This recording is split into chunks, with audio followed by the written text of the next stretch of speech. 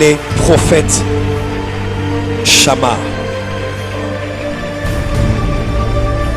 Il faut qu'un seul homme se lève et prenne le manteau d'Élie. Père, laisse que le feu soit allumé ici. Laisse que je brûle comme un buisson ardent et qu'un Moïse entende la voix de son appel au travers de ma voix. Que je disparaisse et que tu apparaisses. Que je diminue et que toi tu croisses. Que rien de moi ne fasse obstacle à ce que tu veux faire. Et que toute la gloire te revienne à toi et à toi seul, Jésus-Christ. Car le témoignage de l'Esprit de Jésus-Christ est l'esprit de la prophétie. Amen. Prions le Seigneur. Père, dans le nom de Jésus-Christ, avec le Saint-Esprit, nous te disons merci car nous sommes sous un ciel ouvert et nous sommes prêts à entendre des oracles, à entendre le son de ta voix et à trouver une voie dans la confusion dans laquelle l'Église est en train d'avancer en cette saison. Afin de trouver une voie dans la confusion dans laquelle nos nations sont en train d'avancer. Je prie que ta voix ouvre la voie en cette saison. Merci pour les anges des prophètes qui sont présents en ces lieux. Merci pour la révélation scripturaire. Merci d'ouvrir les yeux. Et merci car le feu brûlera dans nos cœurs et nous témoignerons comme les disciples d'Emmaüs que nos cœurs ne brûlaient-ils pas lorsqu'ils parlaient. Père, laisse que le feu soit allumé ici. Laisse que je brûle comme un buisson ardent et qu'un Moïse entende la voix de son appel au travers de ma voix. Que je disparaisse et que tu apparaisses. Que je diminue et que toi tu croisses. Que rien de moi ne fasse obstacle à ce que tu veux faire. Et que toute la gloire te revienne à toi et à toi seul, Jésus-Christ. Car le témoignage de Jésus-Christ est l'esprit de la prophétie. À toi, Jésus, toute la gloire à jamais pour l'éternité. In Jesus' name. Amen. Alors que nous acclamons le Seigneur, veuillez vous mettre dans la présence de Dieu.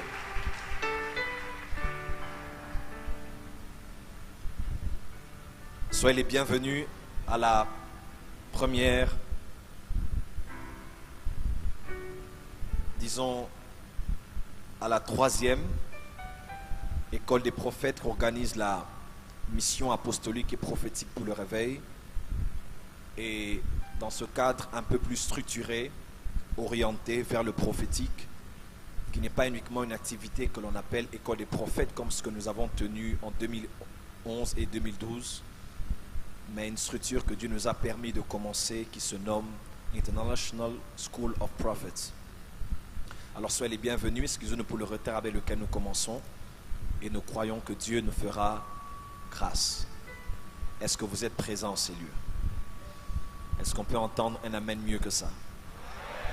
Alors si ça ne vous dérange pas, saluez vos voisins de gauche, de droite, de devant et de derrière et souhaitez à vos frères, à vos sœurs la bienvenue dans cette école des prophètes, édition spéciale un seul jour, convoquée par le Saint-Esprit. Veuillez juste saluer vos voisins de gauche, de droite, de devant et de derrière. Dites un mot et créez l'atmosphère prophétique. Merci. C'est déjà fait. Gloire au Seigneur. Avant toute chose, je vous prierai de lire avec moi les Écritures. Nous allons ouvrir nos Bibles dans Éphésiens chapitre 4. Livre de l'épître de Paul aux Éphésiens chapitre 4. Éphésiens, épître de Paul aux Éphésiens chapitre 4 à partir du verset 4. Je vais lire la parole du Seigneur. S'il vous plaît, est-ce que nous pouvons nous lever, si ça ne vous dérange pas? Merci. Éphésiens chapitre 4 à partir du verset 4. Est-ce qu'on peut dire Amen très fort? Il y a un seul corps et un seul esprit, comme vous avez été appelés à une seule espérance par votre vocation. Il y a un seul Seigneur, une seule foi, un seul baptême, un seul Dieu et Père de tous qui est au-dessus de tous et parmi tous et en tous. Mais à chacun de nous la grâce a été donnée selon la mesure du don de Christ. C'est pourquoi il est dit, étant monté dans les hauteurs, il a emmené des captifs et il a fait des dons aux hommes. Or, que signifie il est monté, sinon qu'il est aussi descendu dans les régions inférieures de la terre. Celui qui est descendu, c'est le même qui est au-dessus de tous les cieux, afin de remplir toutes choses. Et il a donné les uns comme apôtres. Est-ce qu'on peut dire apôtres? Les autres comme prophètes. Peut-on dire prophètes? Les autres comme évangélistes. Peut-on dire évangélistes? Et les autres comme pasteurs et docteurs. Peut-on dire pasteurs et docteurs? Pour le perfectionnement des saints, en vue de l'œuvre du ministère et de l'édification du corps de Christ, jusqu'à ce que nous soyons tous parvenus à l'unité de la foi et de la connaissance du Fils de Dieu, à l'état d'homme fait à la mesure de la stature parfaite de Christ, ainsi nous ne serons plus des enfants flottant et emportés à tout vent de doctrine par la tromperie des hommes, par leur ruse dans les moyens de séduction, mais en professant la vérité, dans l'amour, nous croîtrons à tous égards en celui qui est le chef, Christ. C'est de lui et grâce à tous les liens de son assistance que tout le corps bien coordonné et formant un solide assemblage tire son accroissement selon la force qui convient à chacune de ses parties et s'édifie lui-même dans l'amour. Amen. Que Dieu bénisse sa parole. Merci, veuillez vous mettre dans la présence de Dieu. Ça ne me dérange pas, on peut acclamer très fort pour le Seigneur.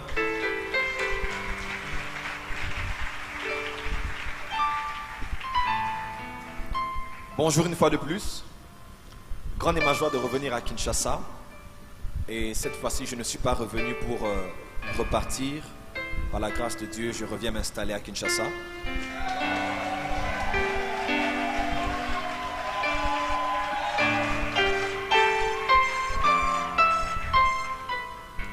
Nous sommes de retour. Après presque 5 ans en dehors de la ville, à peine Dieu commença à faire de grandes choses avec les réunions du Saint-Esprit, Assemblée Générale des Sentinelles et les restes de nos activités. Il a plu au Seigneur de m'envoyer à l'est du pays où je vais passer plusieurs mois. Après, je suis allé m'installer à Bujumbura pour 2 ans. Après, je suis allé implanter l'église à Lubumbashi pendant plus d'1 année. Et il était temps que je revienne à la ville et que je continue ma mission à partir de la ville de Kinshasa. Et je suis très heureux de revenir ici.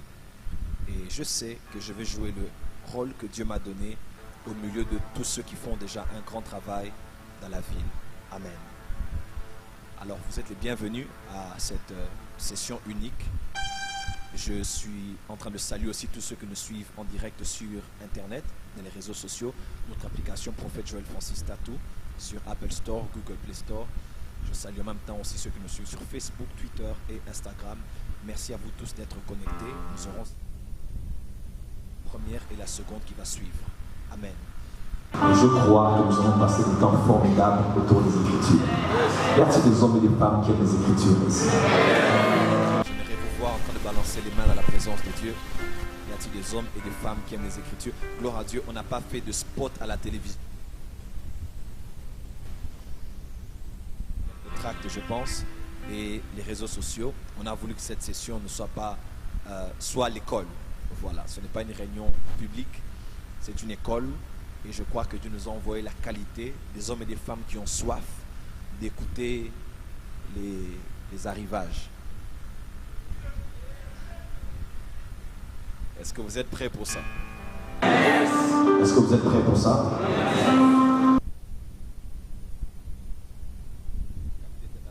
Est-ce que vous êtes prêts pour ça? Donnez-moi un amen plus fort que ça encore. Un amen plus fort que ça. Gloire au Seigneur. Est-ce qu'on peut jouer Anna Adonai? Gloire au Seigneur. Il y a nous avons reçu dans ce pays pour la première fois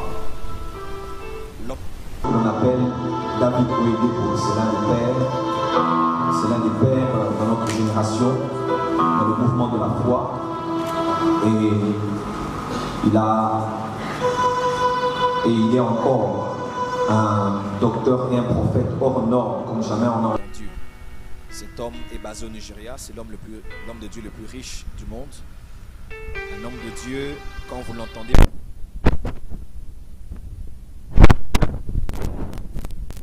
son église, Winner Chapel, à Limité, et nous étions tous, comme plusieurs serviteurs de Dieu comme moi, invités à prendre part à cette manifestation. Nous avons passé des temps formidables, il a eu enseigné des choses incroyables. Nous avons été révolutionnés dans notre foi, défiés là où nous étions limités, poussés à pouvoir faire plus. À la fin de cette réunion, j'ai décidé d'aller voir un homme de Dieu. Je pense que plusieurs personnes connaissent cet homme de Dieu. J'étais poussé. Vous savez, il y a des jours comme ça, quand le prophétique te conduit, même des programmes que tu peux improviser peuvent se retrouver de la direction divine par inconscience. Alors je me suis orienté vers la maison de cet homme, j'ai demandé son adresse et on m'a donné l'adresse, je suis allé le voir. Et je parle ici de l'archevêque Dieudonné Kaleta. Cet homme de Dieu, je ne l'ai pas connu de très près pendant des années, jusqu'à ce que j'ai été proche de lui. Il m'a appelé l'année passée d'ailleurs, il m'a dit, j'aurais voulu prendre l'avion pour venir te rejoindre dans le Lubumbashi, prier avec toi. Dieu m'a parlé à ton sujet. Et c'est un homme, c'est un père pour plusieurs serviteurs de Dieu. Mais je ne l'avais jamais vu, j'avais entendu parler de lui comme un homme que Dieu utilisait dans les miracles, mais qui était aussi un apôtre et un prophète qui avait un message tout à fait différent de plusieurs de ses contemporains. Alors j'ai décidé d'aller le rencontrer chez lui à la maison. Je ne connaissais que quelques témoignages de lui, de sa fille Doxa, qui m'a raconté d'ailleurs un jour qu'il priait pour des gens, il manquait de l'huile pour les oindre. Il a pris un plat, il l'a levé, et lorsqu'il a descendu, il y avait de l'huile dans le plat. Un homme qui opère dans le surnaturel. À peine je frappe à la porte de sa maison, m'attendant à rencontrer un homme, demandant rendez-vous, improvisant quelque chose pour quand même avoir de son temps. L'archevêque Dieudonné Kaleta a ouvert la porte et il a dit « Bienvenue Joël Francis ». Je dis merci. Il dit « Je t'attendais ». Je dis « Moi ?» Il a dit oui. Il dit, ça fait quelques heures, j'étais avec des pasteurs ici chez moi à la maison. Et en esprit, j'ai vu une vague d'un grand mouvement prophétique qui arrivait dans les nations et dans ce pays. Et je leur ai dit que ce mouvement est en train d'arriver très fort. Et Dieu va utiliser parmi ces instruments, Joël Francis le prophète, pour être l'un des éléments par lesquels ce mouvement va prendre de l'envergure. Et d'ailleurs, il va venir ici tout à l'heure. Il existe encore de Samuel aujourd'hui. Je tremblais, je ne savais que faire, je ne comprenais rien du tout. Il m'a dit, mets-toi, fils. Il a commencé à me parler de l'histoire du réveil du Congo depuis le début avec Heidi Nabala. Il a relaté l'histoire jusqu'à ce jour. Et il m'a dit, tu as une grande responsabilité. Prends-toi au sérieux. Je suis convaincu du plus profond de mon cœur, bien que j'ai annoncé ces choses, qu'on a commencé les écoles des prophètes, on est en train déjà de voir cela dans la ville. Un puissant mouvement prophétique est en train de naître dans cette nation. Ce que nous voyons ne sont que les prémices, ne sont que les premiers fruits d'une grande moisson, d'une armée de prophètes qui vont naître, qui vont affecter les nations, non seulement les nations qui parlent en français comme eux, mais qui vont influencer les nations spanish, les nations anglophones et plusieurs autres extrémités de la terre. Si tu es avec moi, tu peux dire Amen très fort. Et je vous annonce que cette année 2017, précisément la deuxième moitié de l'année, il y aura de plus en plus de prophètes qui vont s'élever dans des églises. Il y a plusieurs ministres hommes de Dieu qui sont apôtres, maintenant qui vont shifter dans leur ministère prophétique. Il y a plusieurs pasteurs qui maintenant vont shifter dans leur onction prophétique. Il y a plusieurs chantres que l'on connaissait comme des chanteurs qui vont présentement shifter parce que Cet homme a prophétisé, et je fais une voix à cette prophétie, un puissant mouvement prophétique. L'une des choses pour lesquelles Dieu élève des prophètes, c'est pour commencer une création. Quand il a pris Ézéchiel pour annoncer la parole de l'Éternel dans la vallée des ossements desséchés, c'était pour créer, disons, pour recréer une nouvelle armée. Et pourquoi c'était dans la vallée qu'il a trouvé des ossements desséchés? C'est parce que les guerres se passaient dans les vallées. Au fait, les ossements desséchés étaient les ossements d'une armée de personnes vaincues qui avaient été tuées là dans la vallée. Et Dieu envoie son prophète pour aller là où l'armée était terrassée, anéantie, pour annoncer un nouveau mouvement afin que cette armée se lève à nouveau. Là où les hommes de Dieu sont tombés, Dieu les relève. Là où l'église du Congo est passée dans les temps sombres, Dieu est en train d'amener la lumière prophétique afin de recréer une nouvelle armée dotée d'une capacité d'invincibilité. Est-ce que ces prophètes sont ici dans cette salle? Si vous êtes là, dites avec moi, avance prophète. Alors il est capital que nous ne puissions pas nous atteler uniquement à des affirmations, mais que nous puissions poser des fondations qui vont faire en sorte que ce réveil ne soit pas seulement sensationnel, ne soit pas seulement spectaculaire, ne soit pas seulement populaire, mais que ce soit un réveil qui va durer 20 ans, 30 ans, 40 ans, avec non seulement des prophètes qui voient et qui entendent et qui disent et qui font, mais des prophètes qui craignent Dieu, qui marchent dans la sanctification, des prophètes qui ont le protocole, qui ont l'éthique, qui ont la sagesse de comment opérer et de comment créer l'atmosphère prophétique dans leurs églises locales. Voilà pourquoi. Et pour ce matin, pour cette session, je vous parle sur les 10 types de prophètes. Les 10 types de prophètes. Nous avons lu avec vous Éphésiens chapitre 4. Éphésiens d'ailleurs est l'épître de Paul que je préfère le plus. C'est le livre de Paul que j'aime le plus et dont j'ai le plus passé du temps à étudier. Par la grâce de Dieu, chaque fois que je suis tombé dans une librairie, j'ai toujours acheté les commentaires de Paul, de son épître aux Éphésiens. Pourquoi? Parce que Dieu m'a donné le message du réveil du temps de la fin. Et le message du réveil concerne l'église. L'évangélisation concerne le monde.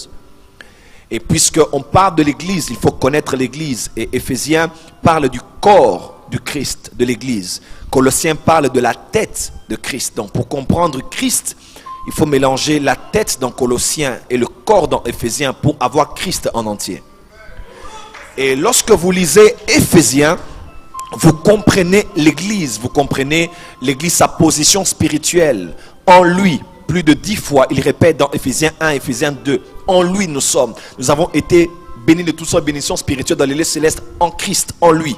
Il parle aussi du sceau dont nous avons été scellés. Il parle des avantages que nous avons dans la connaissance de celui qui nous a appelés à sa lumière. Il parle ensuite il parle des apôtres et des prophètes qui ont reçu la révélation des mystères. Il parle de l'église en faisant une analogie avec l'homme et la femme, avec le mariage, l'époux et l'épouse. Il parle à la fin du combat spirituel dans Éphésiens chapitre 6. Comme vous le savez, la première mention de Christ de l'église a un lien avec le combat spirituel. Je bâtirai mon église et le porte de ce jour des morts. Automatiquement, là où il y a église, il y a combat spirituel. Donc Éphésiens parle de l'église en général et Paul explique le corps, l'épouse, le corps de Christ, nous les saints.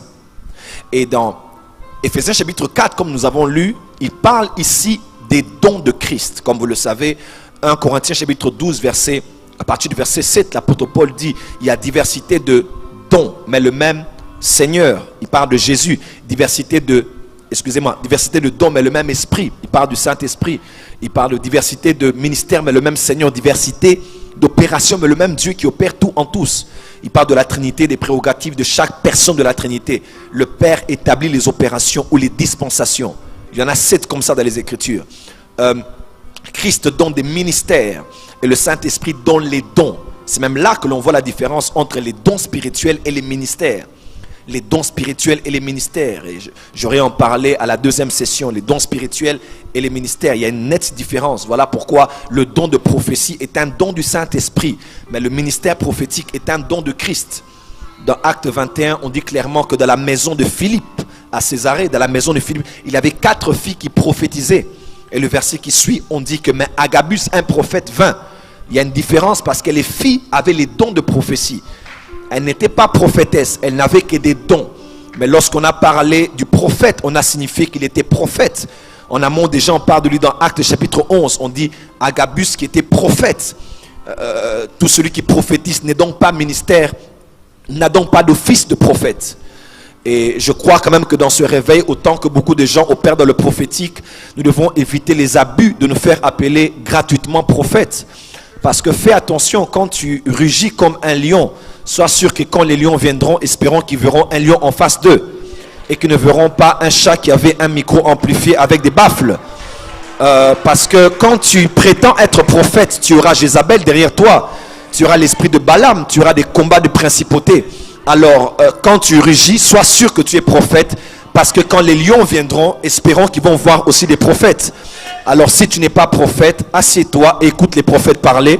Opère dans ton don de prophétie. Mais s'il te plaît, ne change pas ton nom sur Facebook pour mettre le nom de prophète Kingandi. Les histoires des prophètes et du prophétique sont tellement sensibles et tellement dangereux qu'on doit les prendre avec un grand sens de respect et du sacré. Est-ce qu'on peut dire avance prophète? Alors, les dons de Christ, selon la mesure du don de Christ, là il dit, il a donné les uns d'être des apôtres, les autres d'être des prophètes, des apôtres, des prophètes, des évangélistes, des docteurs et des pasteurs. Il parle des 5 dons de Christ, des 5 ministères gouvernementaux. Comme vous le savez aussi bien que moi, tout Congolais est Congolais, mais tout Congolais n'est pas dans le gouvernement de notre Premier ministre. Tout chrétien est chrétien, mais tout chrétien n'est pas dans le gouvernement. Vous pouvez tous être chrétiens nés de nouveau, mais on n'a pas tous la position spirituelle qui est la même. Hébreux 7, verset 7 dit, parce que c'est l'inférieur qui est béni par les supérieurs. En d'autres termes, il existe des inférieurs et des supérieurs.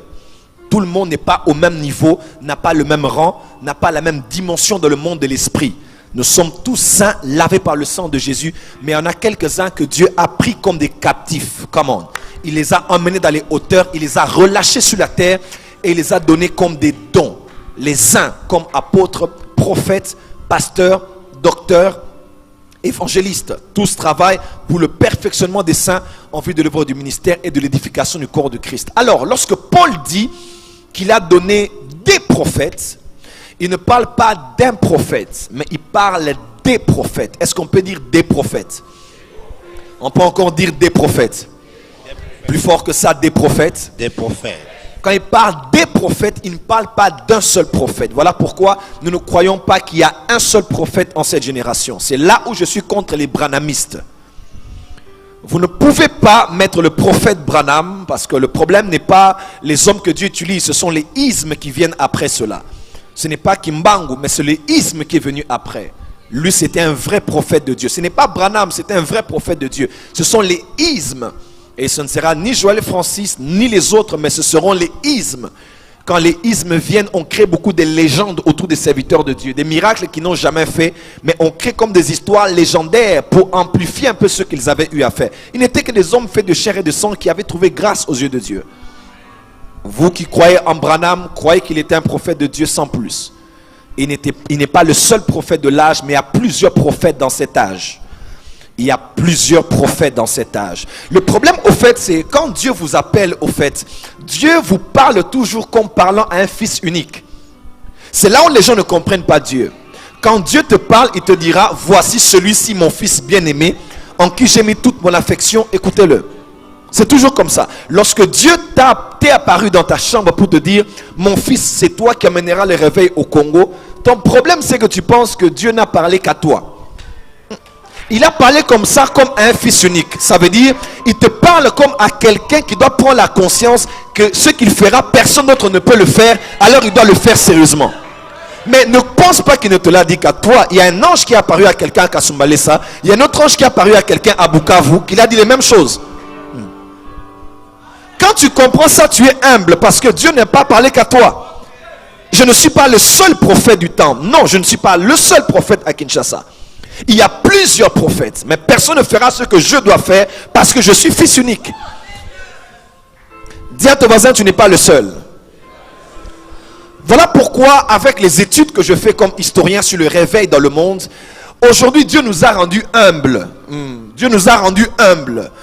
On connaissait des prophètes au Nigeria qui annonçaient le futur. Maintenant, on a un prophète en Ouganda, Elvis Bonye, Monsieur Futur, qui peut prédire l'avenir comme jamais je n'ai entendu. Et tout ça, c'est pour nous montrer l'humilité. Nous sommes un corps et il y a un seul corps, mais avec plusieurs membres. Yes. Tu peux dire avec moi amen très fort. Voilà pourquoi quand tu es prophète dans ta spécificité, sois spécialiste. Sois unique, n'envie personne, ne sois comme personne. Fais dans ton domaine ce que personne ne fera, afin que quand on a besoin de toi, qu'on ne trouve pas un pneu de rechange. Que ce soit difficile qu'on te remplace dans une convention. Qu'on sache que ces choses, il n'y a que lui qui peut faire ça. Est-ce que quelqu'un peut dire amen très fort? Il n'y a pas un prophète, il y a des prophètes. Voilà pourquoi ne tombe pas dans l'orgueil de croire que tu es le seul prophète, parce qu'il y a 7000 que Dieu a... Est-ce que je peux dire à quelqu'un quelque chose qu'il a mis à part et qu'il est en train de relâcher en cette saison? Il n'y a pas un prophète, il y a des prophètes. Éphésiens 2 verset 20, fondé sur les fondements des apôtres et des prophètes. Éphésiens 3 verset 1, 2, 3, il a révélé le mystère aux saints apôtres et aux prophètes. Actes chapitre 11, on parle d'un prophète. Actes chapitre 13 verset 1, on parle des prophètes et des docteurs dans l'église d'Antioche. Actes chapitre 15, on parle de Jude et de Silas qui étaient tous des prophètes. Donc il n'y a pas un prophète, il y a des prophètes. Dis avec moi, il y a des prophètes. Mais seulement dans le sens de parler de plusieurs prophètes. Des prophètes veut dire deux choses. Veut dire diversité et veut dire pluralité. Des prophètes veut dire pluralité et diversité. Pluralité, c'est-à-dire il n'y a pas un, mais il y a plusieurs. Diversité veut dire il n'y a pas un seul type, une seule race, un seul modèle. Mais il y a plusieurs types de prophètes. Est-ce qu'on peut dire amen très fort? Dire qu'il y a plusieurs prophètes veut dire qu'il y en a plusieurs en nombre, mais qu'il y en a plusieurs aussi en diversité. Cherchez un arbre, un manguier à l'extérieur de cette salle. Vous verrez qu'aucune de feuilles ressemble à une autre. 7 milliards de personnes sur la terre, même les sosies, les jumeaux ne se ressemblent pas. Parce que Dieu a horreur de la monotonie. Dieu a horreur de la répétition. Et au ciel, il n'y a pas de photocopie. Lorsque Dieu crée, Dieu ne fait pas de duplication. Dieu crée une espèce, une seule personne. Il le crée seul. Même lorsque ses fils naissent de lui, mais ils ne le ressemblent pas totalement. Parce que Dieu a horreur de la... Écoutez-moi, Dieu se répète dans ses principes, mais il ne se répète pas dans ses opérations. Lorsqu'il opère, il fait les choses différemment des unes des autres. Actes chapitre 2, l'Esprit de Dieu descend pendant qu'ils étaient en train de prier. Actes chapitre 10, l'Esprit de Dieu descend pendant que Pierre est en train de prêcher. Actes chapitre 19, l'Esprit de Dieu descend pendant que Paul est en train d'imposer les mains. Les autres verront l'Esprit venir avec les mains. Les autres, c'est pendant que le leader parlera. Et pour les autres, ce sera pendant qu'ils prieront. S'il vous plaît, si le vôtre était descendu pendant que vous étiez en train de prier, ne nous poussez pas à prier. Si c'était pour vous dans le cadre d'une prédication, ne nous obligez pas à prier, à prêcher. Si c'était vous pour l'imposition des mains, ne nous obligez pas à utiliser nos mains. Parce que Dieu a diverses manières d'opérer. Il opère de manière tout à fait différente dans une saison, dans une personne ou dans une autre. Alors lorsqu'on parle de plusieurs prophètes, on parle de la multiplicité, mais on parle aussi de la diversité. C'est-à-dire, on parle de différents types de prophètes. L'un des grands dangers, écoutez-moi, ministre de Dieu, dans lequel ce mouvement prophétique veut tomber, c'est le danger des modèles. En anglais, on appelle de role model. C'est-à-dire, dans ce mouvement prophétique, Dieu a mis en emphase les prophètes. Nous avons aujourd'hui plus des prophètes connus que des apôtres connus, que des évangélistes comme les 20-30 dernières années ici à Kinshasa. Il y a plus de prophètes connus que des docteurs. Dieu a mis en évidence, mis les projecteurs sur les prophètes en cette saison. Voilà pourquoi ça fait bon chic, bon genre. On a des prophètes riches avec des femmes qui opèrent dans le prophétique. On a des prophètes qui donnent des prophéties personnelles. Prophéties personnelles, c'est des prophéties sur des individus avec des détails sur leur propre vie. C'est extraordinaire et je célèbre cette grâce parce que je suis issu d'une famille de prophètes et d'une lignée de prophètes. Mais limiter le prophète uniquement à la prophétie personnelle et à vouloir reproduire ce qu'on voit chez les autres, c'est détruire le mouvement prophétique. C'est-à-dire, aujourd'hui, tout celui qui est prophète doit aller en retraite, comme quelqu'un disait, il allait en retraite, il a dit Nzambe, puis ça sera détail moko kaka, détail moko kaka. Il y a des gens comme ça, ils vont en retraite, ils ne préparent même plus la parole, ils ne lisent même plus la Bible, ils ne sondent même plus les Écritures. Jésus dit, sondez les Écritures parce que c'est elle qui parle de moi. Vous ne sondez plus les Écritures. Les gens veulent seulement sonder la pensée de Dieu par rapport aux gens qui viendront à la réunion. Le nom de quelqu'un, son numéro de téléphone, son adresse. J'aime ces choses et vous allez le voir ici aujourd'hui. Et vous allez le voir ici aujourd'hui. Mais limiter le prophétique à la prophétie personnelle, c'est comme limiter la farine à la production du pain uniquement. Limiter le prophétique seulement aux prophéties avec précision sur les individus, c'est comme limiter la farine uniquement à la production du pain. Et pourtant, la farine a un plus grand potentiel de faire plus que le pain.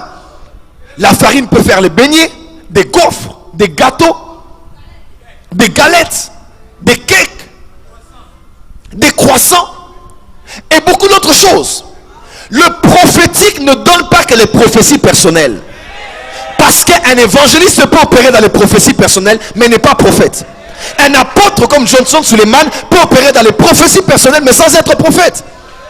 Alors pourquoi ne cloisonner, ne limiter,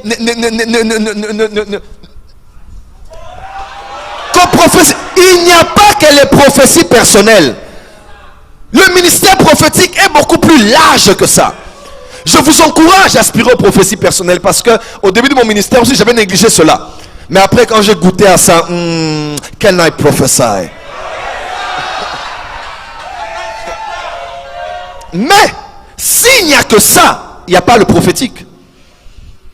Parce que le prophétique peut être embrassé par tout le monde. Mais le prophétique de l'office du prophète ne peut pas être uniquement limité. On vient dans une réunion pour que quelqu'un parle sur la vie des gens.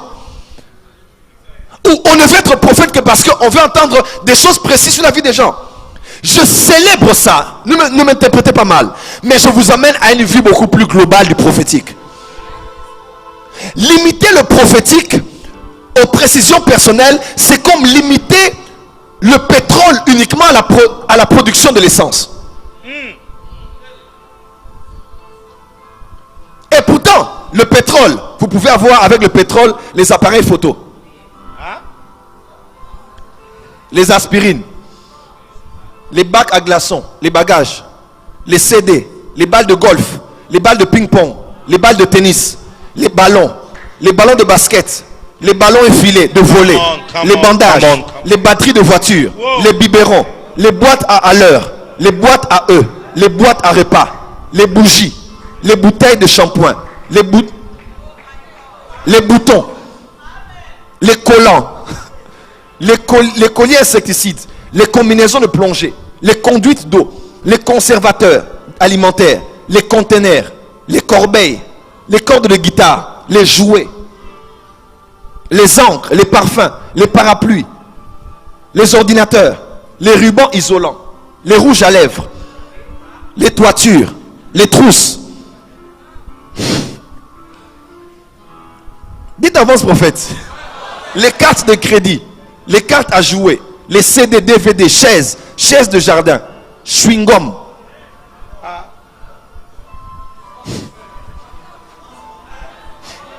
Pétrole. Les isolants, les radios portables, les rapporteurs, les raquettes de tennis, les réfrigérateurs, les sèche-cheveux, les semelles de chaussures, les sifflets, les tableaux de bord, les tapis de gymnastique, les tapis de sol, les tasses de café, les toitures, les téléphones. Tout ça peut venir du pétrole. Si tu ne penses que le pétrole n'est là que pour transformation après transformation, mettre l'essence, utiliser le pétrole pour votre choléma, alors vous ne comprenez pas le pétrole. Le pétrole peut vous donner toutes ces choses. Ne limitez le prophétique au détail des gens, c'est limiter le pétrole uniquement à la production de l'essence. Il y a beaucoup de choses que le prophétique peut offrir. On n'a pas le Congo uniquement pour qu'on parle sur nos vies. On doit parler sur l'économie. On doit parler sur le média. On doit parler sur le Kassai. Est-ce que quelqu'un peut dire amen? Qu'est-ce que l'église dit sur ça? Non. Détail, numéro de téléphone.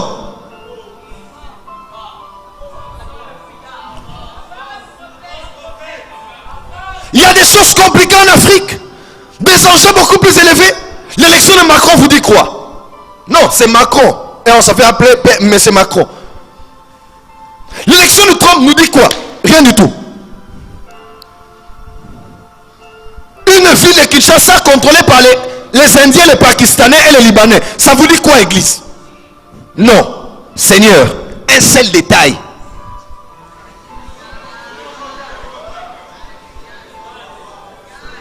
Pourquoi amener le prophétique uniquement dans un seul domaine?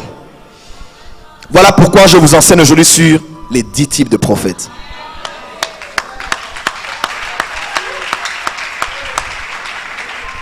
Ce message est un message d'espoir et d'encouragement pour quelqu'un qui sent qu'on ne le trouve pas trop comme prophète, parce que son onction prophétique lui fait dire, lui fait comprendre des choses qui ne ressemblent pas trop à ce qui est en vogue. Ce message est un encouragement pour quelqu'un qui se sent prophète, mais qui ne se voit pas toujours opérer comme les autres que l'on invite partout. Laisse-moi te dire, tu es réellement prophète. Et ton onction est-ce que je parle à quelqu'un ici? Et ton onction prophétique peut avoir de l'impact plus que les personnes qui sont invitées d'église en église. Seulement si tu découvres de quel type de prophète tu es.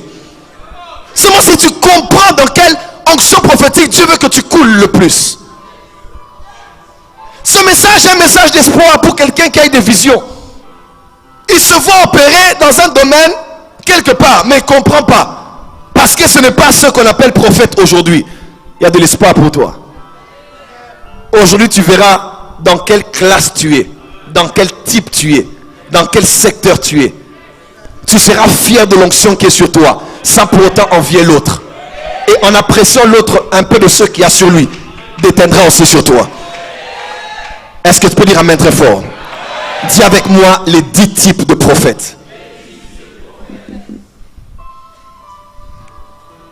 Est-ce que nous sommes prêts?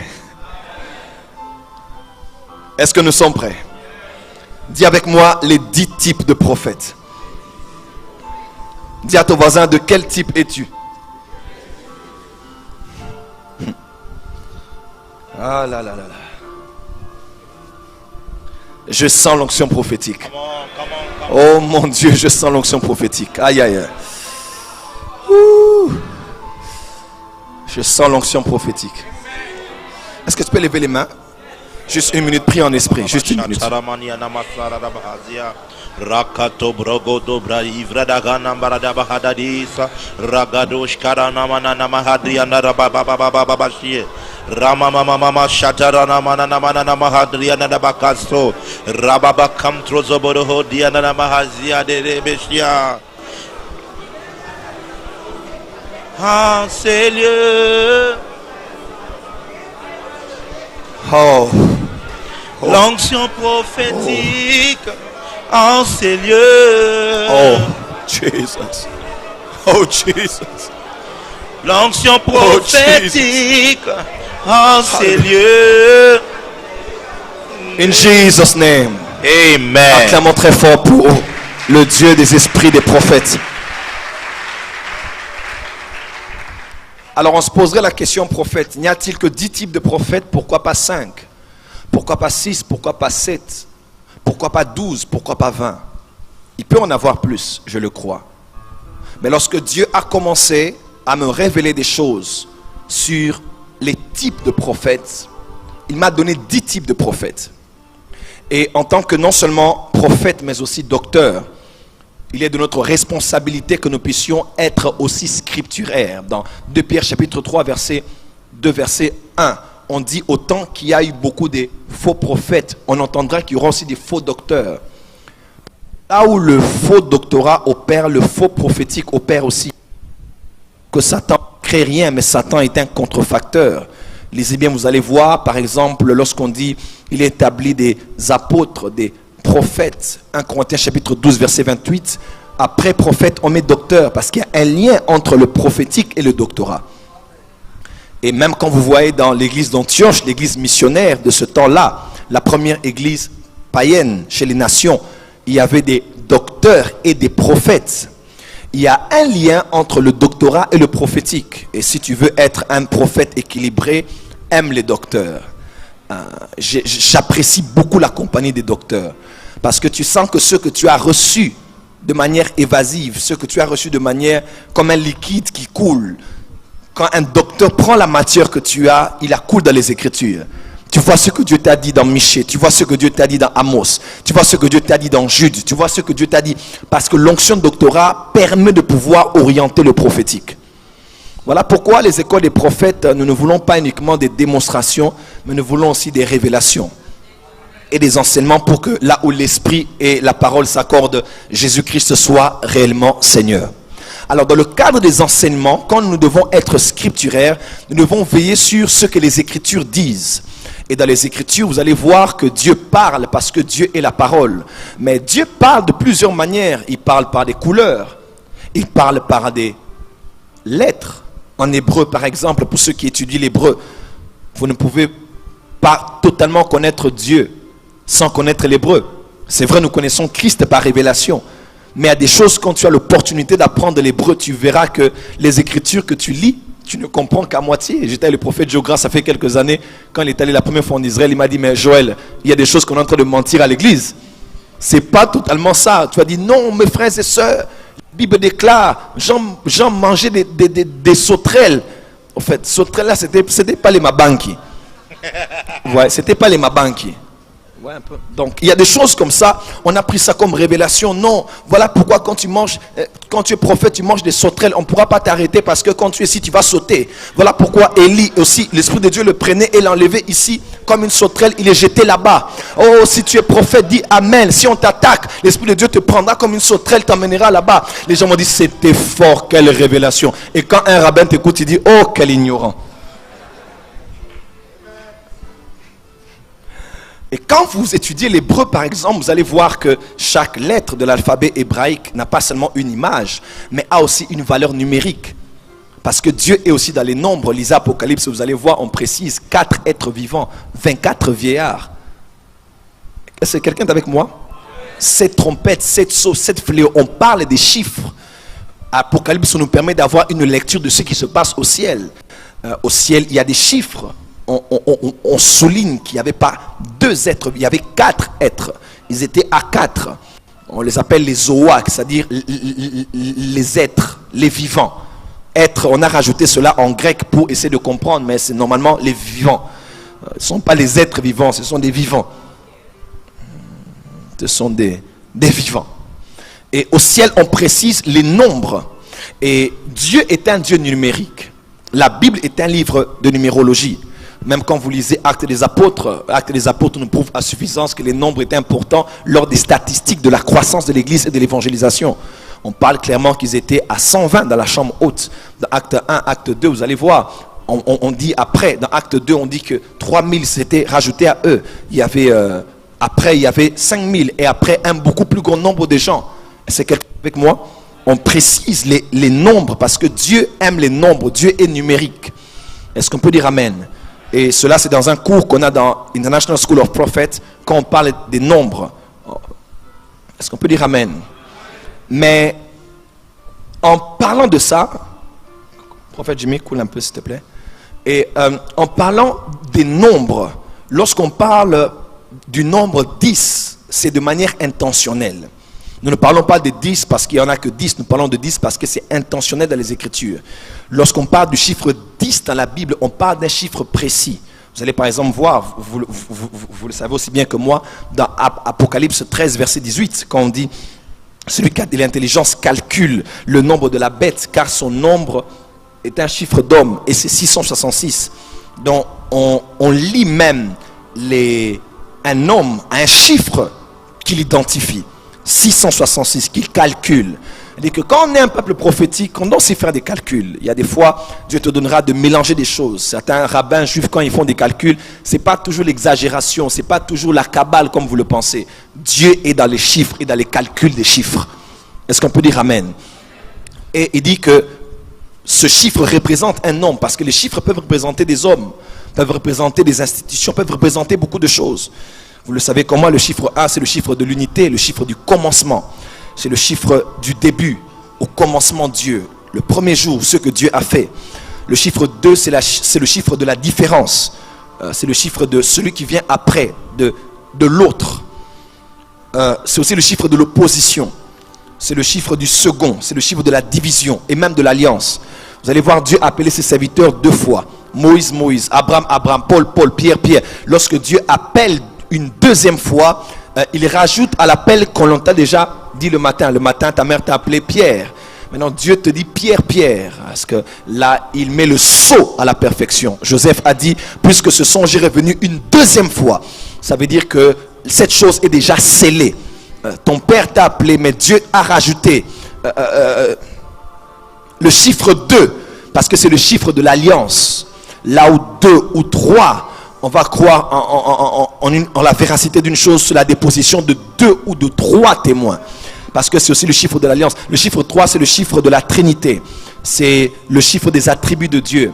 C'est le chiffre qui parle des attributs de Dieu. On parle du Père, du Fils et du Saint-Esprit.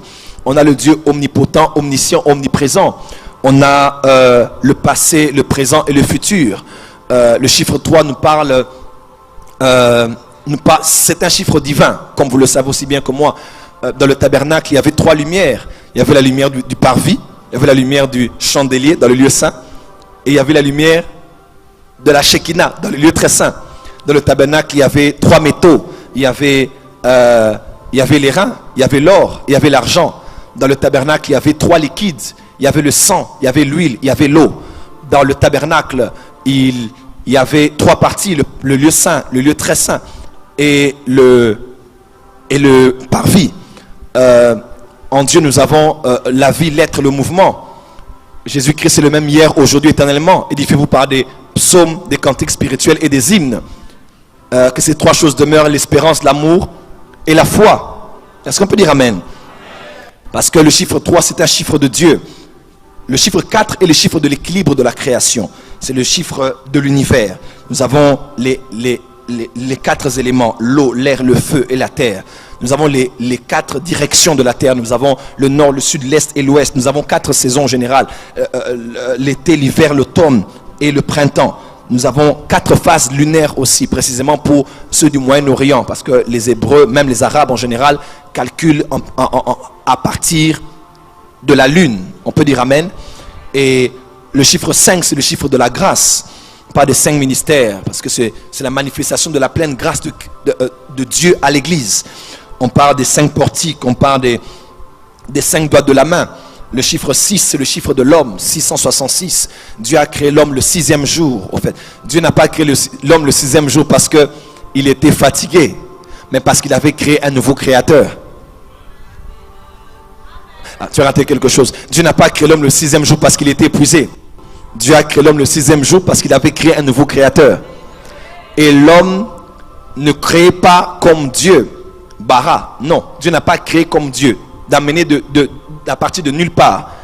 L'homme est capable de créer à partir de ce qui existe. Voilà pourquoi Dieu a créé le sable, mais l'homme a créé le verre.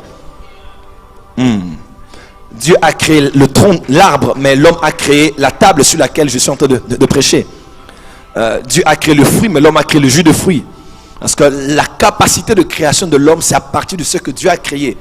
Il extrait de cela et il produit quelque chose qui sera rentable, non seulement pour lui, mais aussi pour la survie de son espèce. Le chiffre 7, c'est le chiffre de la perfection spirituelle. Et par la grâce de Dieu, prophète Jimmy, on aura une action le 7-7-12. 2007 à partir de 7 heures. Et pendant 7 heures du temps. Parce que Dieu est dans les chiffres. Dieu est dans les chiffres. Nous avons les 7 jours de la création, les 7 esprits de Dieu. Et ça, beaucoup de prophètes sont toujours confus. Est-ce que les 7 esprits de Dieu, c'est les 7 manifestations du Saint-Esprit? C'est pas ça. Parce que quand on est dans la classe primaire et secondaire, on est encore dans les 7 manifestations de l'Esprit. Mais quand on comprend les 7 esprits de Dieu, quand on grandit, on voit que c'est autre chose. Dis avec moi, avance prophète. Il y a les 7 branches du menorah, du chandelier. Le chiffre 8, c'est le chiffre du nouveau départ. La semaine prend 7 jours. Et lorsque le cycle se termine, le jour qui suit, lundi, est-ce que me comprend? C'est un nouveau départ. Le chiffre 8 est le chiffre du recommencement. Le chiffre 9, c'est en général le chiffre de jugement. Et le chiffre 10, dans la numérologie biblique, dans la chiffrologie, dans l'étude des chiffres et des nombres dans les Écritures, le chiffre 10, c'est le chiffre de la globalisation. C'est le chiffre de la représentation. C'est le chiffre qui représente, qui englobe une totalité que l'on est en train d'exprimer. Vous allez voir par exemple dans les Écritures le chiffre 10. Vous allez le voir par exemple lors de la dîme. Lorsque Dieu exige qu'on le paye la dîme, il exige le 1/10. Pourquoi le 1/10? Parce que le chiffre 10 représentait la totalité de ce qu'il donnait. C'est ce qui fait que quand tu donnes à Dieu, tu as $1000, tu donnes à Dieu $100, Dieu ne voit pas que tu l'as donné 100, Dieu voit que tu lui donnes 1000. Voilà pourquoi Dieu protège toujours le 9/10, parce que pour lui, le 1/10 c'est tout. Est-ce qu'on peut dire amen? Quand tu ne donnes pas ta dîme, tu exposes le reste parce que ça n'appartient toujours pas à Dieu. Quand tu donnes à Dieu le 1/10, tu donnes à Dieu le tout. Parce que le chiffre 10 représente, le 1/10 que tu as donné représente le tout. Quand tu donnes une partie, le 10e, tu montres à Dieu que tout le reste t'appartient. Voilà pourquoi il bénit le 9/10 et il le permet de prospérer. Il t'accorde même la sagesse de bien gérer cela. Est-ce qu'on peut dire amen? Vous allez voir dans l'histoire d'Abraham, déjà au commencement, Abraham a eu à connaître 10 souffrances majeures que l'on cite dans les Écritures. Même en Israël, dans le livre de Nombres, vous allez voir qu'il y avait 10 rébellions majeures que l'on a connues dans le désert par les enfants d'Israël. Le feu est descendu dans le temps d'Élie 10 fois.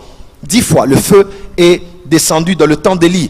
Vous allez voir dans les Écritures, Jésus-Christ parlait de l'Église, mais parlait de 10 vierges. Pourquoi 10? Parce que les 10 représentaient la totalité des saints. Vous allez voir Jésus parler de la parabole de cet homme qui a appelé 10 de ses serviteurs, qui les a donnés des deniers. Et il parlait de tous ses serviteurs, mais il est représenté par le chiffre 10. Jésus-Christ lui-même le dit 10 fois. Il dit je suis le pain descendu du ciel. Je suis le pain vivant descendu du ciel.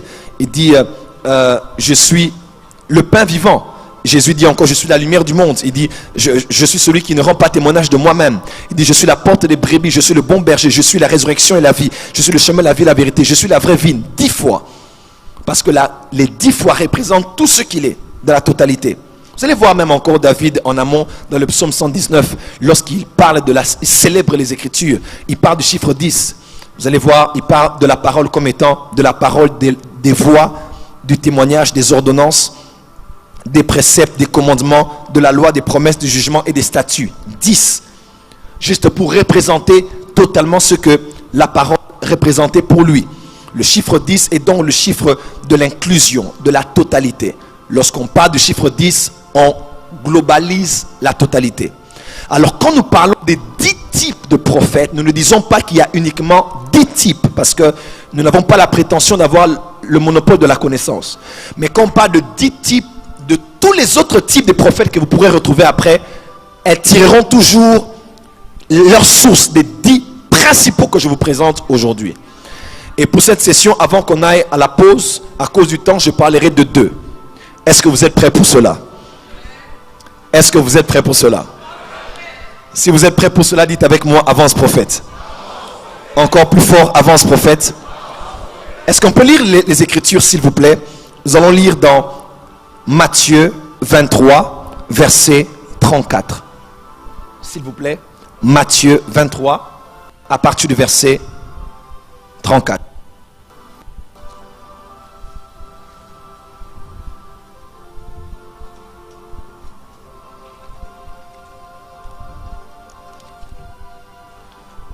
Matthieu 23, à partir du verset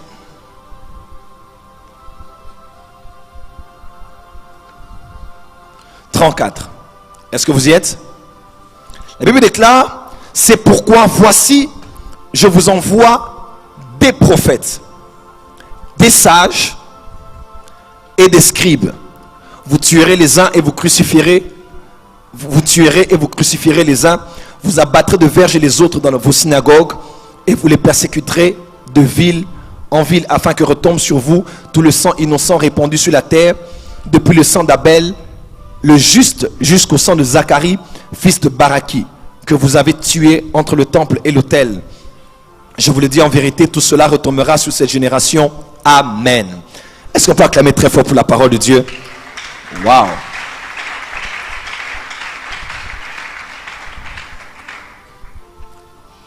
Donne une bonne mélodie là. Le clavier ne donne pas bien. Parce que ça casse. Garde juste une même mélodie, ne joue pas beaucoup de choses. Alors, est-ce que vous êtes prêts pour le premier type de prophète? Jésus dit, en prophétisant, il est en train de réprimander les pharisiens, les sadducéens et les scribes. Et il leur parle en ces mots, après avoir dit beaucoup de choses, après les avoir maudits plusieurs fois. Malheur à vous, malheur à vous, malheur à vous. Jésus dit, voici je vous enverrai des prophètes, des sages et des scribes. Les prophètes, nous les connaissons. Donc Christ lui-même dit, je vais vous envoyer.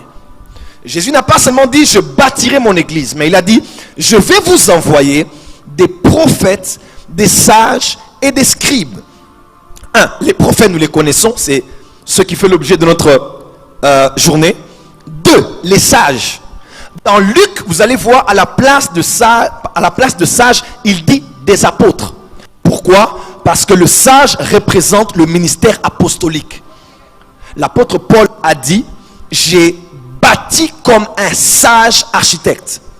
Parce que l'apostolique a la capacité de bâtir. Là où on bâtit, là où il y a la sagesse. C'est pour ça que partout où les choses ont été détruites, c'est parce qu'il y a eu crise de sagesse.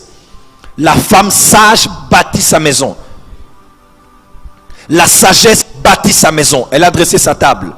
Elle a mélangé son vin. Proverbe 8. Salomon, avec la sagesse, il a bâti la maison de Dieu et il a bâti aussi sa maison. Parce que l'apostolique vient pour bâtir. Et quand Jésus dit des sages, il parle des apôtres. Mais bizarrement, Jésus dit, je vous enverrai pas seulement des prophètes, des apôtres, mais je vous enverrai aussi des scribes.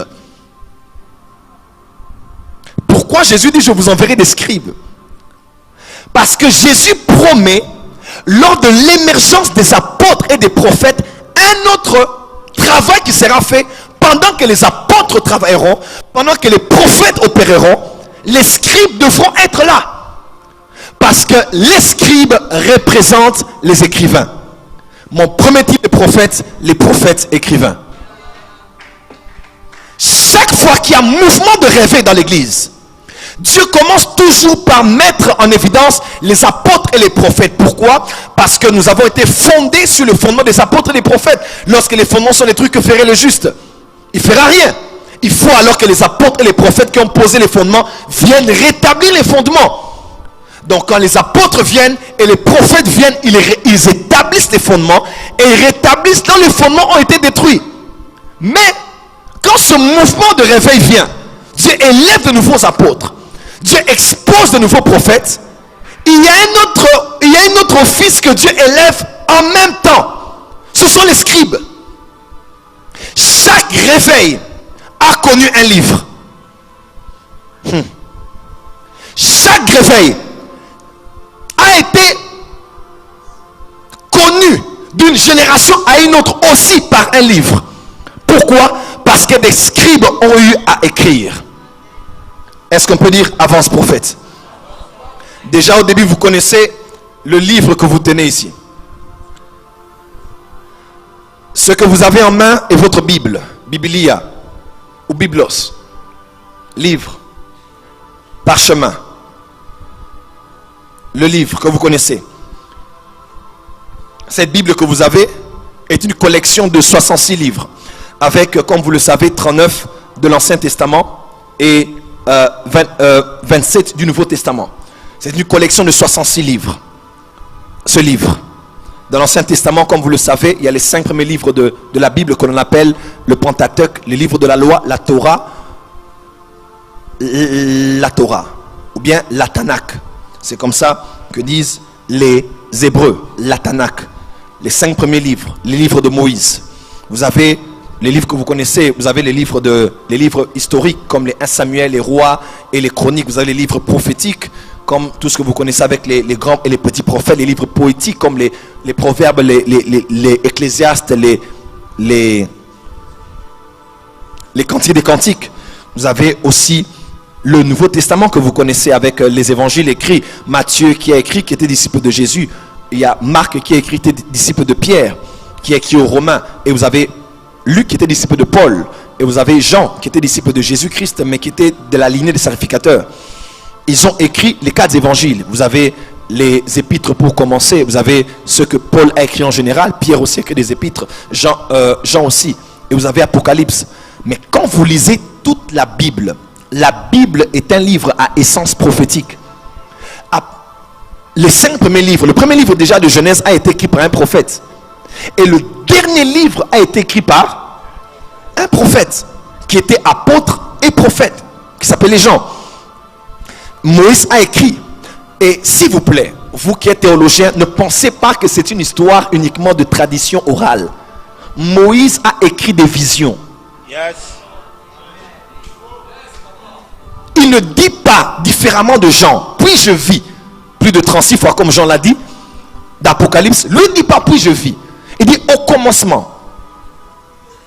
Bereshit bara. Au commencement, Dieu créa les cieux et la terre. Moïse parle de ce qui s'est passé avant Genèse.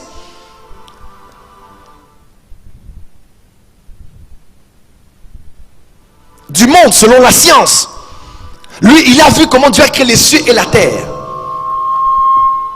Il a vu entre Genèse 1 verset 1, qu'est-ce qui s'est passé? Il parle de la terre qui était Tsohu Wafou, Tohu Bohu.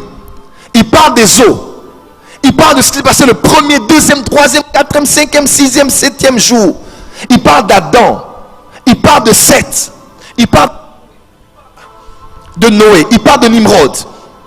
Moïse n'était pas encore là. Est venu quand? Il eut plus tard Abraham. Et d'Abraham, Isaac. Et d'Isaac, Jacob. Et de Jacob, les 12. Et les 12 ont été bénis par Jacob. Et des 12, il y a eu Lévi. Et de la famille de Lévi, il y a eu Moïse. Alors, comment Moïse a-t-il pu relater ce qui s'est passé avant même que les choses ne se passent? Parce que le livre de Genèse est un livre de vision. Il n'y a pas que la tradition orale, c'est-à-dire que Adam a raconté à sa descendance. Non. Il y a Moïse qui a vu ce qui s'était passé. Parce que l'onction prophétique peut te donner de voyager dans le temps. Voilà pourquoi Ézéchiel, lui, il est allé plus loin que Moïse. Ézéchiel a vu le premier jardin d'Éden et Moïse a vu le deuxième jardin d'Éden. Moïse a vu le jardin qu'il y avait sur la terre, mais Ézéchiel dit qu'il parle du chérubin, il dit il marchait dans le jardin de Dieu. Le serpent a quitté, il était le chérubin. Il était dans le premier jardin. Voilà pourquoi quand il est descendu, il ne pouvait pas aller dans un autre jardin. Il est seulement venu encore dans l'autre jardin d'Éden pour continuer ce qu'il avait commencé. Puisque là-bas, il ne pouvait pas prendre la place de Dieu, il devait emmener l'homme à l'égolâtrie, à se regarder lui-même et à vouloir devenir comme Ézéchiel est allé plus loin. Parce que Ézéchiel a écrit, et Moïse a écrit cela. Et Jean a écrit, on commande à Jean d'écrire. Et Jean a écrit le livre que nous avons. D'ailleurs, il a écrit avec beaucoup de symboles un peu compliqués. Pourquoi? Parce que je suis sûr que quand il sortait de Patmos avec ses écrits, il ne pouvait pas sortir, sinon les Romains pouvaient les créer des problèmes. Alors il fallait que Dieu parle par des symboles. Et ne parle pas de Rome, clairement. Il fallait des symboles, il fallait des images. On parle du dragon, on parle de la femme, on parle de 12 étoiles. Compliqué. Il fallait un langage symbolique, parce que ce sont des livres prophétiques, comme vous le savez. Il y a Zacharie, il y a Daniel, il y a Ézéchiel. Et nous avons Apocalypse, pour mieux comprendre Apocalypse. J'en parlerai, ne ratez pas la deuxième session. Donc la Bible déjà est un livre à essence. Le début et la fin, écrit par des prophètes. la majeure partie des livres écrits par des prophètes. Et même d'autres prophètes dont on n'a pas canonisé les livres, comme les livres du prophète Gad, Nathan, et ainsi de suite. Même Samuel aussi. Il y avait d'autres livres que vous pouvez trouver dans certaines bibliothèques en Israël. Ce ne sont pas des livres canonisés, ce sont des livres apocryphes. Mais, néanmoins, ce sont des gens qui ont raconté les choses. Et c'est des prophètes qui ont eu à écrire. Pourquoi? Parce que tout prophète est potentiellement écrivain. Pas parce qu'il a étudié à l'école, mais parce que le Dieu que nous servons est un Dieu qui s'appelle le Verbe. Et lorsque Dieu parle, lorsque Dieu adresse sa parole, la parole de l'Éternel n'est pas que ce qu'on entend. La parole de l'Éternel est tout langage que Dieu utilise pour communiquer sa pensée. Elle peut être une couleur, elle peut être un chiffre, elle peut être un événement, elle peut être une sensation. Elle peut être un symbole. Elle peut être aussi des écrits. Est-ce que vous savez que Dieu écrit? Dans Exode 17, verset 14, on voit un Dieu qui écrit. Dans Exode 34, verset 27, on voit un Dieu qui dit à Moïse d'écrire. Dans Ésaïe 8, verset 1, on voit Dieu qui dit à Ésaïe d'écrire. Dans Ésaïe 30, verset 8, on voit Dieu qui dit à Ésaïe d'écrire. Dans Jérémie 30, verset 2, on voit Dieu qui dit à Jérémie d'écrire, bien que Jérémie était non seulement prophète, mais il avait Baruch, son assistant, qui était écrivain. Lui prophétisait, un homme écrivait. Lui prophétisait, un homme écrivait. Que Dieu élève des scribes en cette saison. Amen. Je dis que Dieu élève des scribes en cette saison. Ézéchiel 37, verset 16. Dieu dit d'écrire. Dieu dit à Jean, Apocalypse 1, verset 19, d'écrire. Apocalypse 1, 2, verset 1. D'écrire. Apocalypse 2, verset 8, d'écrire. Apocalypse 2, verset 12, d'écrire. Apocalypse 2, verset 18. 3, verset 1. 3, verset 7. 14, verset 13.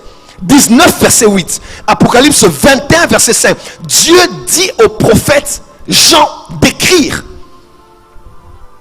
Pourquoi? Parce que Dieu est la parole. Et Dieu nous a donné ce livre. Même que vous avez, toute écriture est inspirée de Dieu. C'est des sens prophétiques, même ce livre. Alors il est très important de savoir en cette saison qu'on ne sera pas prophète seulement parce qu'on dit que j'ai vu. Il y a des prophètes que Dieu suscite, qu'on appelle des prophètes écrivains. Vous connaissez le prophète Rick Joyner. Rick Joyner est un prophète extraordinaire, mais quand vous l'écoutez prêcher, il vous ennuie. Ah ouais. Vous pouvez dormir debout. Vous l'écoutez prêcher, vous dites, il veut dire quoi? Mais faites l'erreur de tomber sur un de ses livres. Il est en retraite.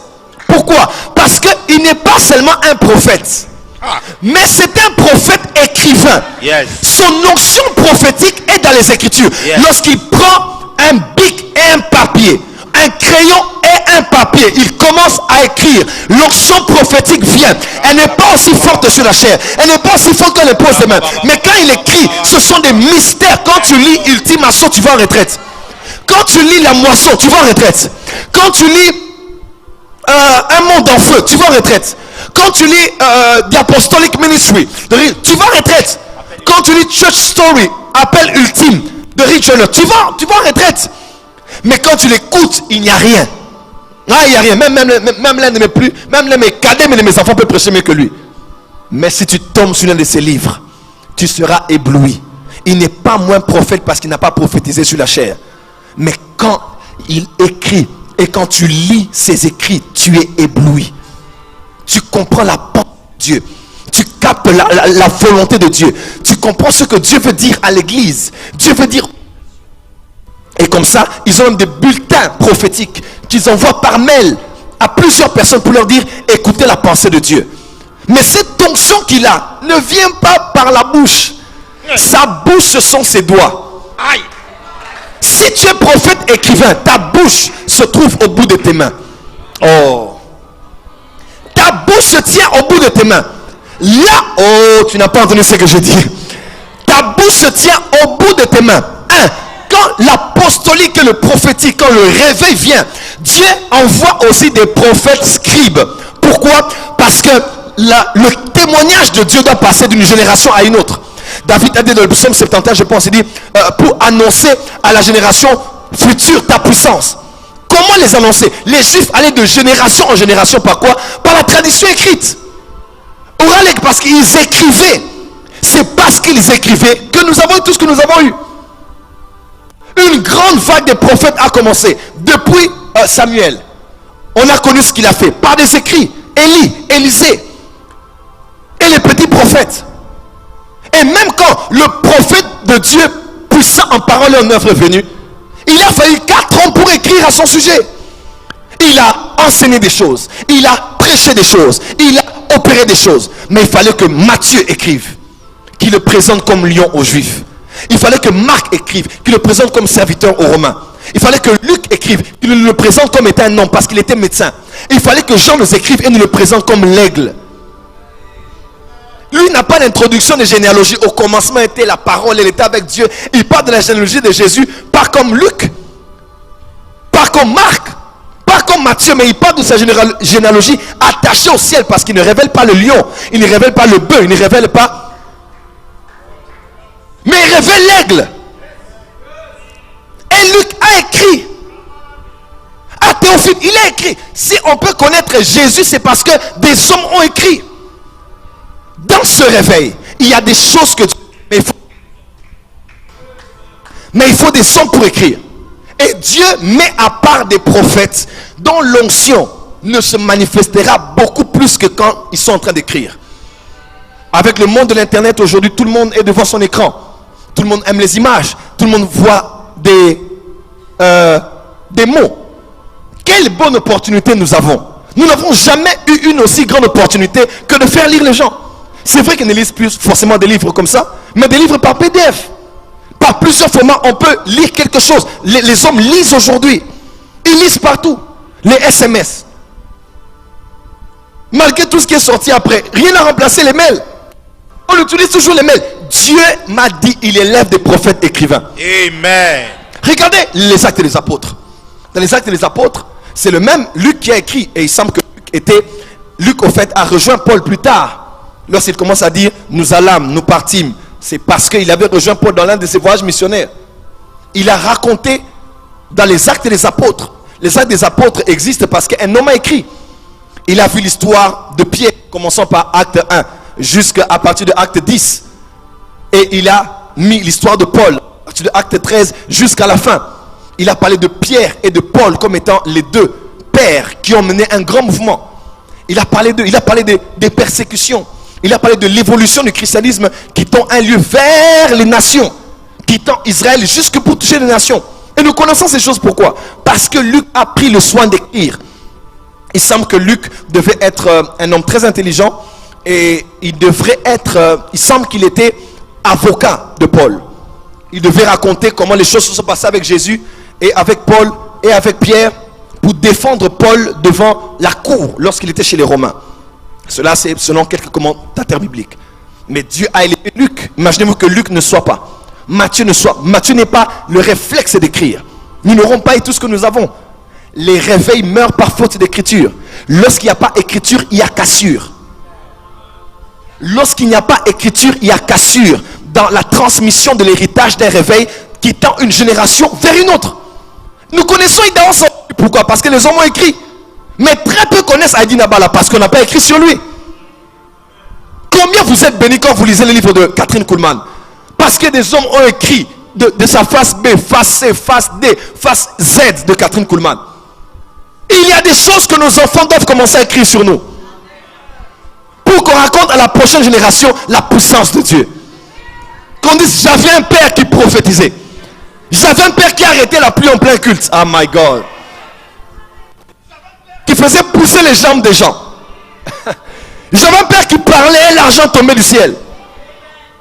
J'avais un père qui prêchait et les gens se répentaient dans les réunions.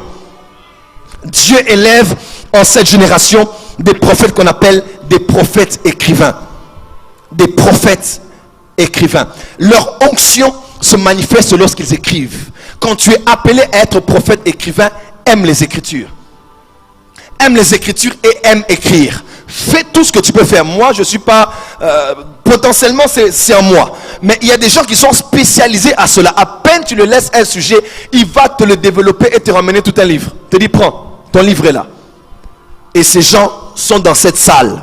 Mais seulement, on les a bloqués dans les prophéties personnelles.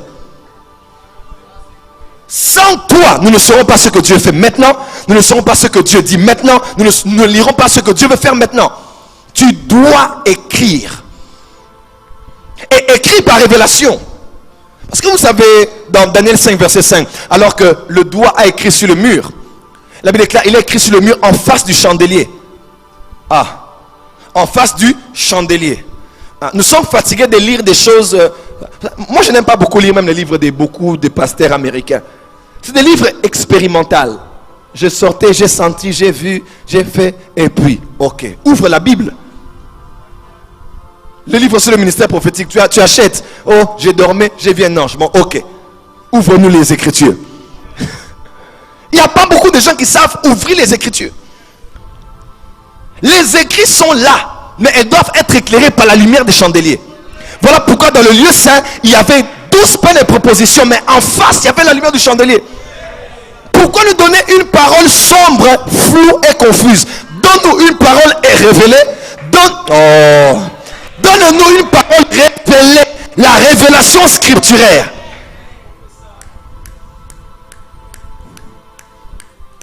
Dieu est en train d'élever en cette saison des écrivains. Le deuxième type de prophète dont j'aimerais parler, afin que nous puissions prendre la pause. My God. Are you ready? Est-ce qu'il y a des gens qui sont des prophètes écrivains ici? Ou bien tu es un autre type, mais tu sais que tu as aussi cette onction sur toi. Lève la main là où tu es. Non, pas tout le monde, bien évidemment. Tu sens que tu es un prophète écrivain. Lève ta main. Est-ce que tu peux te lever là où tu es?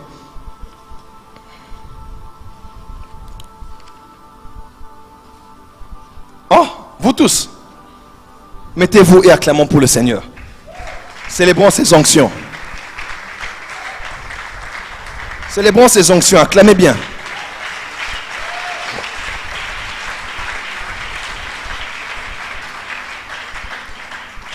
Lisez avec moi dans Osée.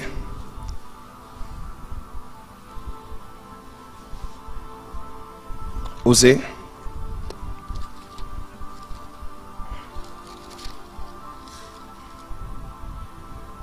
Osée 12, verset 14.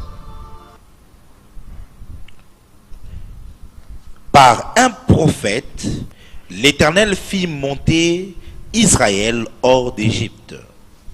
Par un prophète, Israël fut gardé. On peut lire une autre version.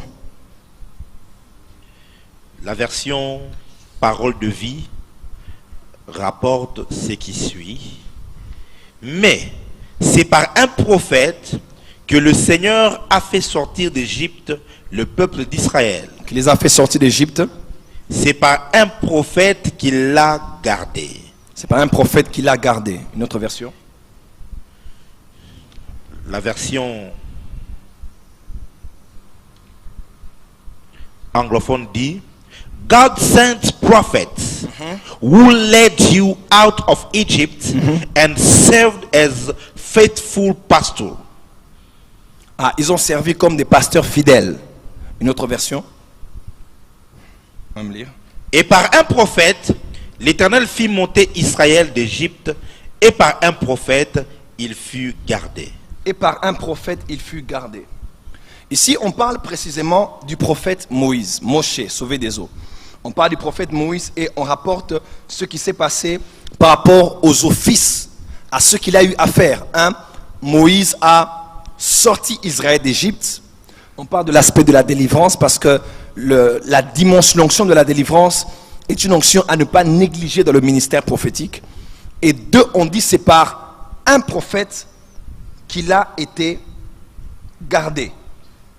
Alors, si on doit se poser la question qu'il a été gardé, qu'est-ce qu'on a voulu dire par le fait que Israël a été gardé par un prophète? Thank you, Jesus.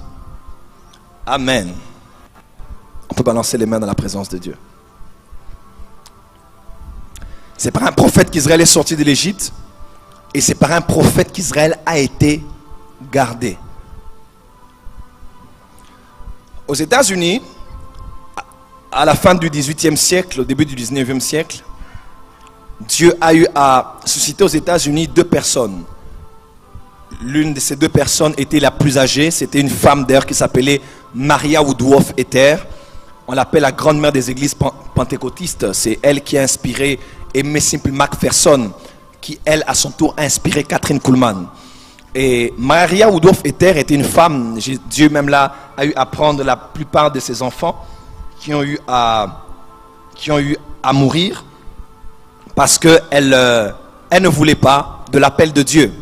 Jusqu'à ce que Dieu l'a dit, si tu ne veux pas, je te prends. Et tu seras parti ainsi. Et elle a accepté l'appel au ministère. Elle a dit, Seigneur, je suis maintenant prête, je suis totalement prête à accomplir ta volonté. Et cette femme, Maria Woodworth Ether, elle était contemporaine d'un homme qu'on appelait John Alexander Dewey. Maria Woodworth Ether était une femme qui faisait les signes et des prodiges. Dans ces réunions, vous venez comme ça, les gens tombaient pendant 3-4 jours. Des fois, les gens entraient en transe et ils étaient figés comme des statues.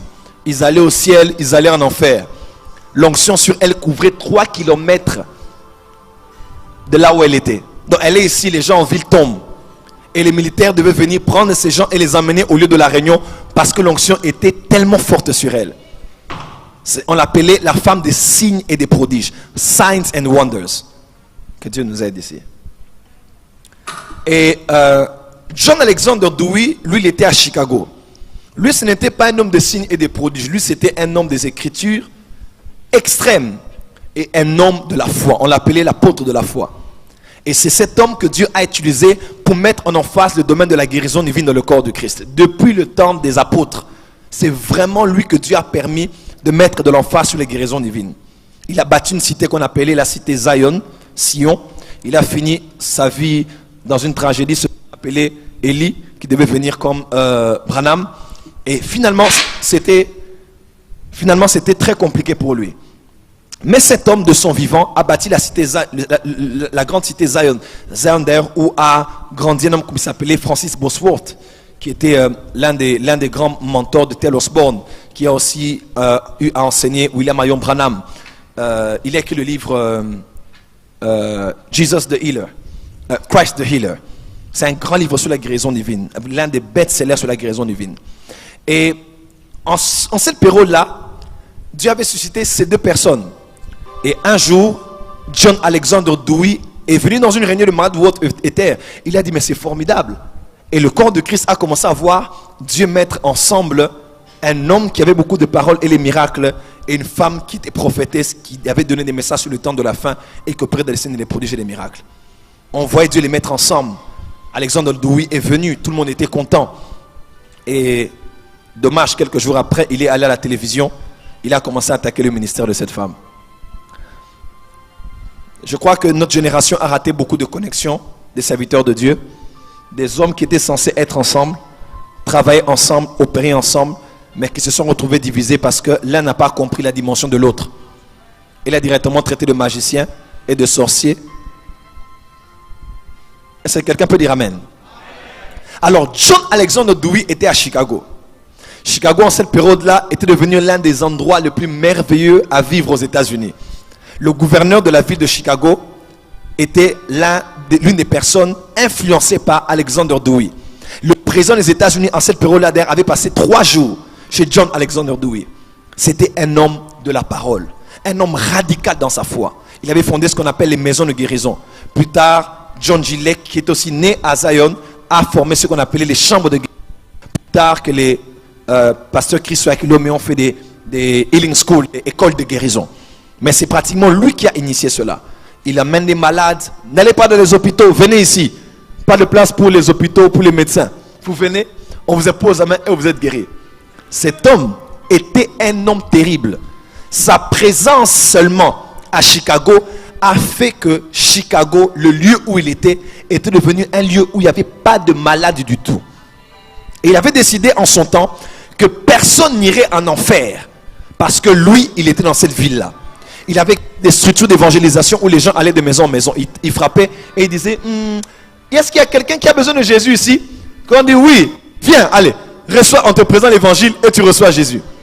Et un jour d'ailleurs, il y avait quelqu'un qu'on avait tué comme ça, on avait jugé sur une chaise électrique. On a mis ça dans les journaux. Et il a posé la question, il a dit, est-ce que cet homme a été sauvé? On a dit non.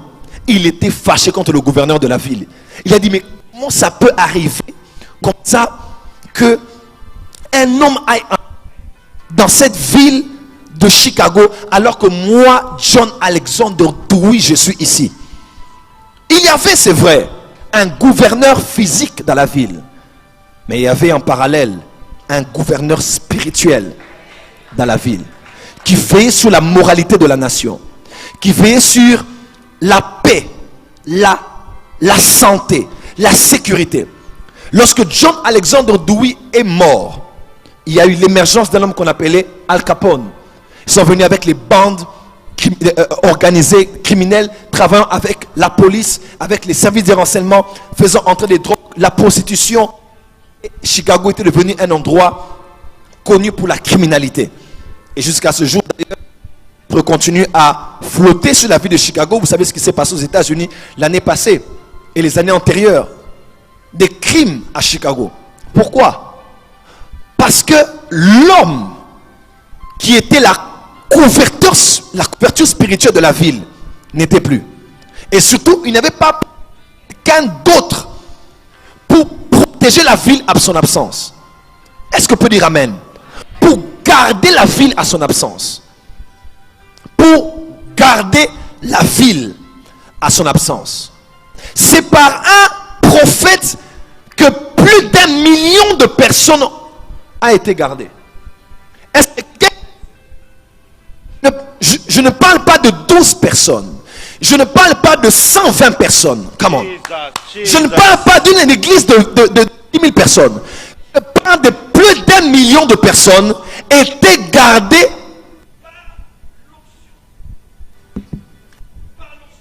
mon Dieu, par l'onction prophétique.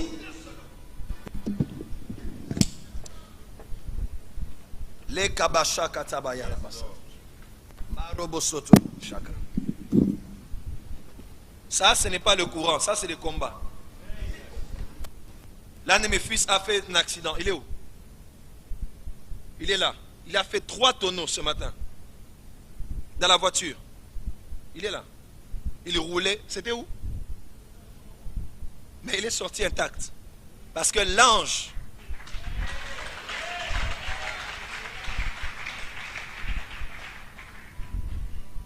Dieu a organisé ce programme. Je sais de quoi je parle. Je suis devant 2 auditoires et je sais à qui je parle aussi. Dites avance prophète. Priez en langue pendant 1 minute s'il vous plaît. Les kazato boshonanabare. Pale jomagozo brakete megeze kete delebeko. Le jamazo braketa marozo broko. Pale jekeze kete bebe shaka. La baba soto bosha brakata manaye. Le mazokoto bosha barama sekele bebesha. Come on, come on, come on, come on. In Jesus' name. Harababa shata rababasa. Harababa shaka. I release angels. In the name of Jesus. In the name of Jesus. Karabasha, Rababasa. Labasha katababaye. Rababasha kababa soto bobobobobosho. Parabababababababababababababababababashe. Come on, come on, come on. Avance Saint-Esprit. Avance Saint-Esprit. Mara sauté. Avance Saint-Esprit. Avance Saint-Esprit. Avance Saint-Esprit. Le diable a peur de ce qui se passe aujourd'hui. Et il a peur de ce qui va se passer. Il a peur de ce qui vient de commencer. Même s'il veut attaquer ce bébé qui vient de naître, Dieu donnera à l'enfant et à la femme les ailes de l'aurore pour voler très loin de la vue du dragon. Patabashaka. Mighty name of Jesus. Voilà, les anges sont descendus.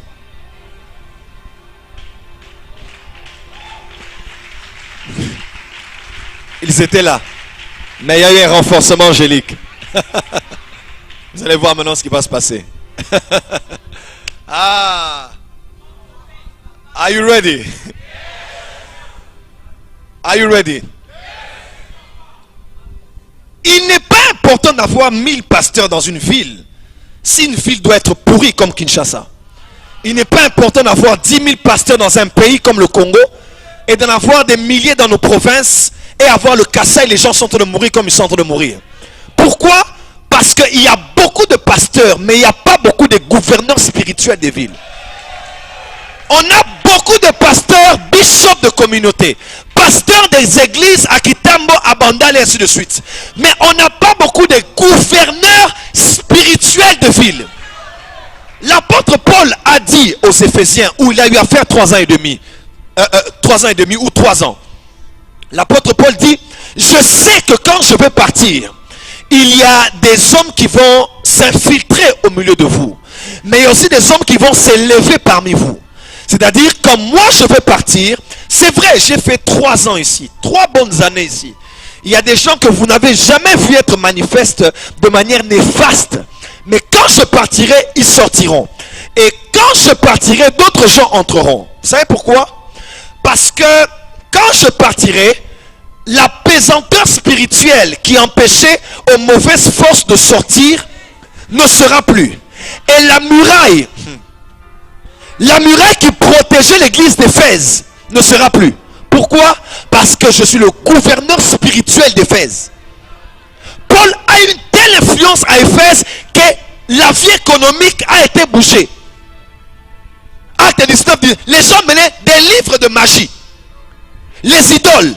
Le temple de Diane qui était là, Éphèse, était une ville qui était au centre de 2 grands chemins.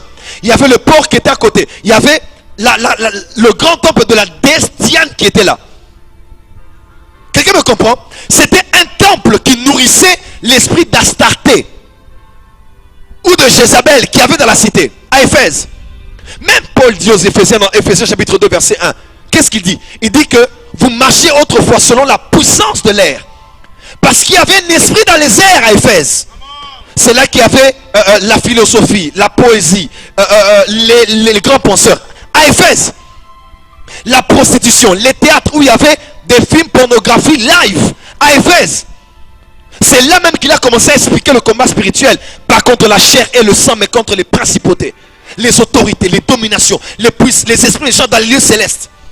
Quelqu'un me comprend? Parce qu'Éphèse était pourri. Même plus tard, Dieu parle d'abord à l'église d'Éphèse. Parce que tu as abandonné ton premier amour. Il y avait autant de péchés. Parce que quand le péché va s'accroître, l'amour d'un plus grand nombre va diminuer. Parce que le péché diminue l'amour. Et le péché, ce qu'il faisait, venait de la puissance de l'air. Alors quand Paul était là 3 ans, Paul était la ceinture de la ville. Et Paul était la protection de la ville. Est-ce que quelqu'un me comprend? Parce que par un prophète, Israël avait été gardé. Moïse n'était pas n'importe quel type de prophète. Israël était gardé. Un homme protégé des millions de personnes. Que Dieu donne à cette nation des prophètes. Pas seulement qu'il voit les détails de la vie des gens. Mais quand il est au pays, rien ne se passe. Une épidémie quitte l'Angola. Elle vient entrer par le bas Congo. Sa présence renvoie l'épidémie de la... Est-ce que quelqu'un peut dire amen? Parce que cet homme garde la ville. Le mot garder, c'est le mot chamar. Et le deuxième type de prophète, ce sont les prophètes chamar. Est-ce que quelqu'un peut dire les prophètes chamar? Lève-toi, touche 5 personnes, dis à ton voisin, frappe-le, dis-le, prophète chamar, prophète chamar, prophète chamar.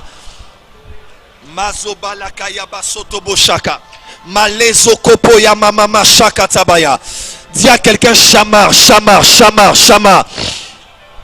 Dis à quelqu'un chamar, chamar, chamar. Chamar, chamar, chamar. Chamar. Chamar. Chamar.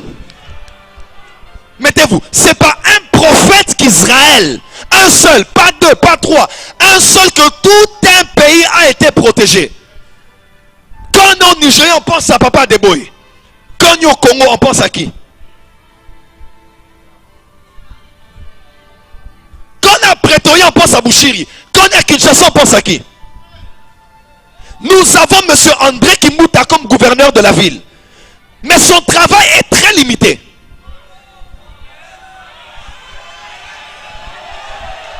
Il faut... L'hôtel de ville travaille pour assainir la ville physiquement. D'ailleurs, il n'arrive même pas. Il y a une autre agence qu'on appelle l'hôtel de ville spirituelle. Dieu y a mis des hommes qu'on appelle les gouverneurs spirituels de ville. C'est un homme qui nettoie la ville spirituellement. Quand le lesbianisme est à Kinshasa, où êtes-vous? Quand la vie économique est possédée par les étrangers, où êtes-vous? Parce qu'il n'y a pas de chamards. Il n'y a pas de coups. Bienvenue à l'hôtel de ville.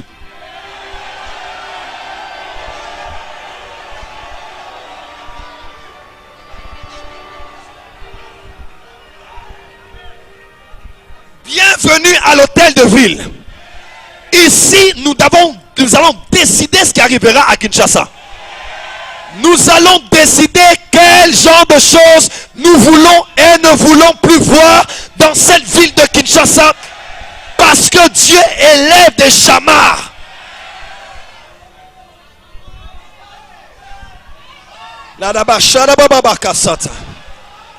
Dis à ton voisin, bienvenue au gouvernorat. Nous accompagnons l'hôtel de ville physique. Il faut un travail, il faut un bon travail, mais un travail qui est limité. Parce qu'il touche les routes. Il ne peut même pas tout toucher parce que Kinshasa est grand. Mais nous touchons les routes des mentalités. Les routes des croyances. Reçois l'onction des chamards.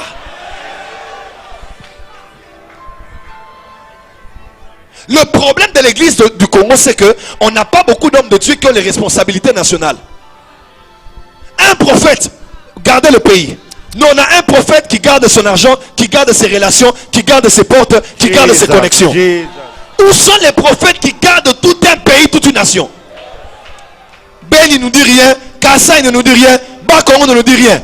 Kinshasa nous dit... Non, chacun s'occupe d'abord. Pessanga détail, Nzambe. Donne-moi un détail. Un seul pour qu'on sache que je suis prophète.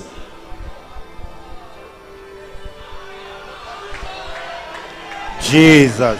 Dites avance prophète que je commence. Avance prophète. Je n'ai pas encore commencé. Dites avance prophète que je commence. Avance prophète. Genèse 2 verset 15. Restez même debout, c'est pas grave. Dieu dit à Adam, Dieu a placé Adam dans le jardin pour cultiver et garder. Garder, c'est le même verbe garder de oser.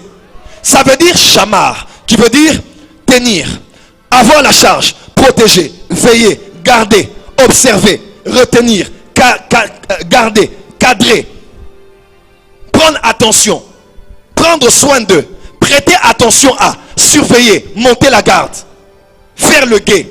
C'est le même verbe qu'on utilise pour les veilleurs, les guetteurs ou les sentinelles. Genèse 3 verset 24. Dieu a dit, l'homme ne va plus toucher à cet arbre de vie. Qu'est-ce que Dieu fait? Il met entre l'homme et l'arbre deux chamards. Personne ne pouvait aller. Personne ne pouvait aller prendre. Parce qu'il y avait deux chamards. Tu veux y aller, tu passeras par le corps de ces chérubins. Question. Pourquoi le péché est entré dans le monde?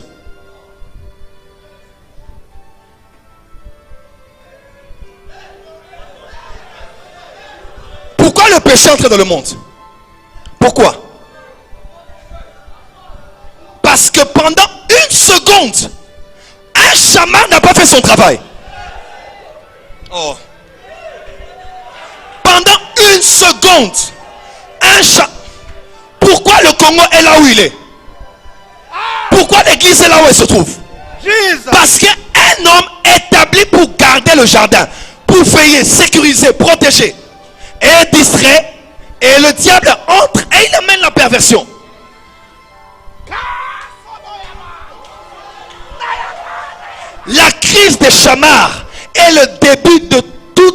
tragédie qu'on a dans la société. Les foyers sont détruits parce que les chamards dorment. Les églises sont détruites parce que les chamards dorment. Parce que s'il y avait un guetteur sentinelle, que dis-tu de la nuit? Quand les chamards sont là, ils disent, tu ne toucheras pas ce foyer. Parce que nous on se tient.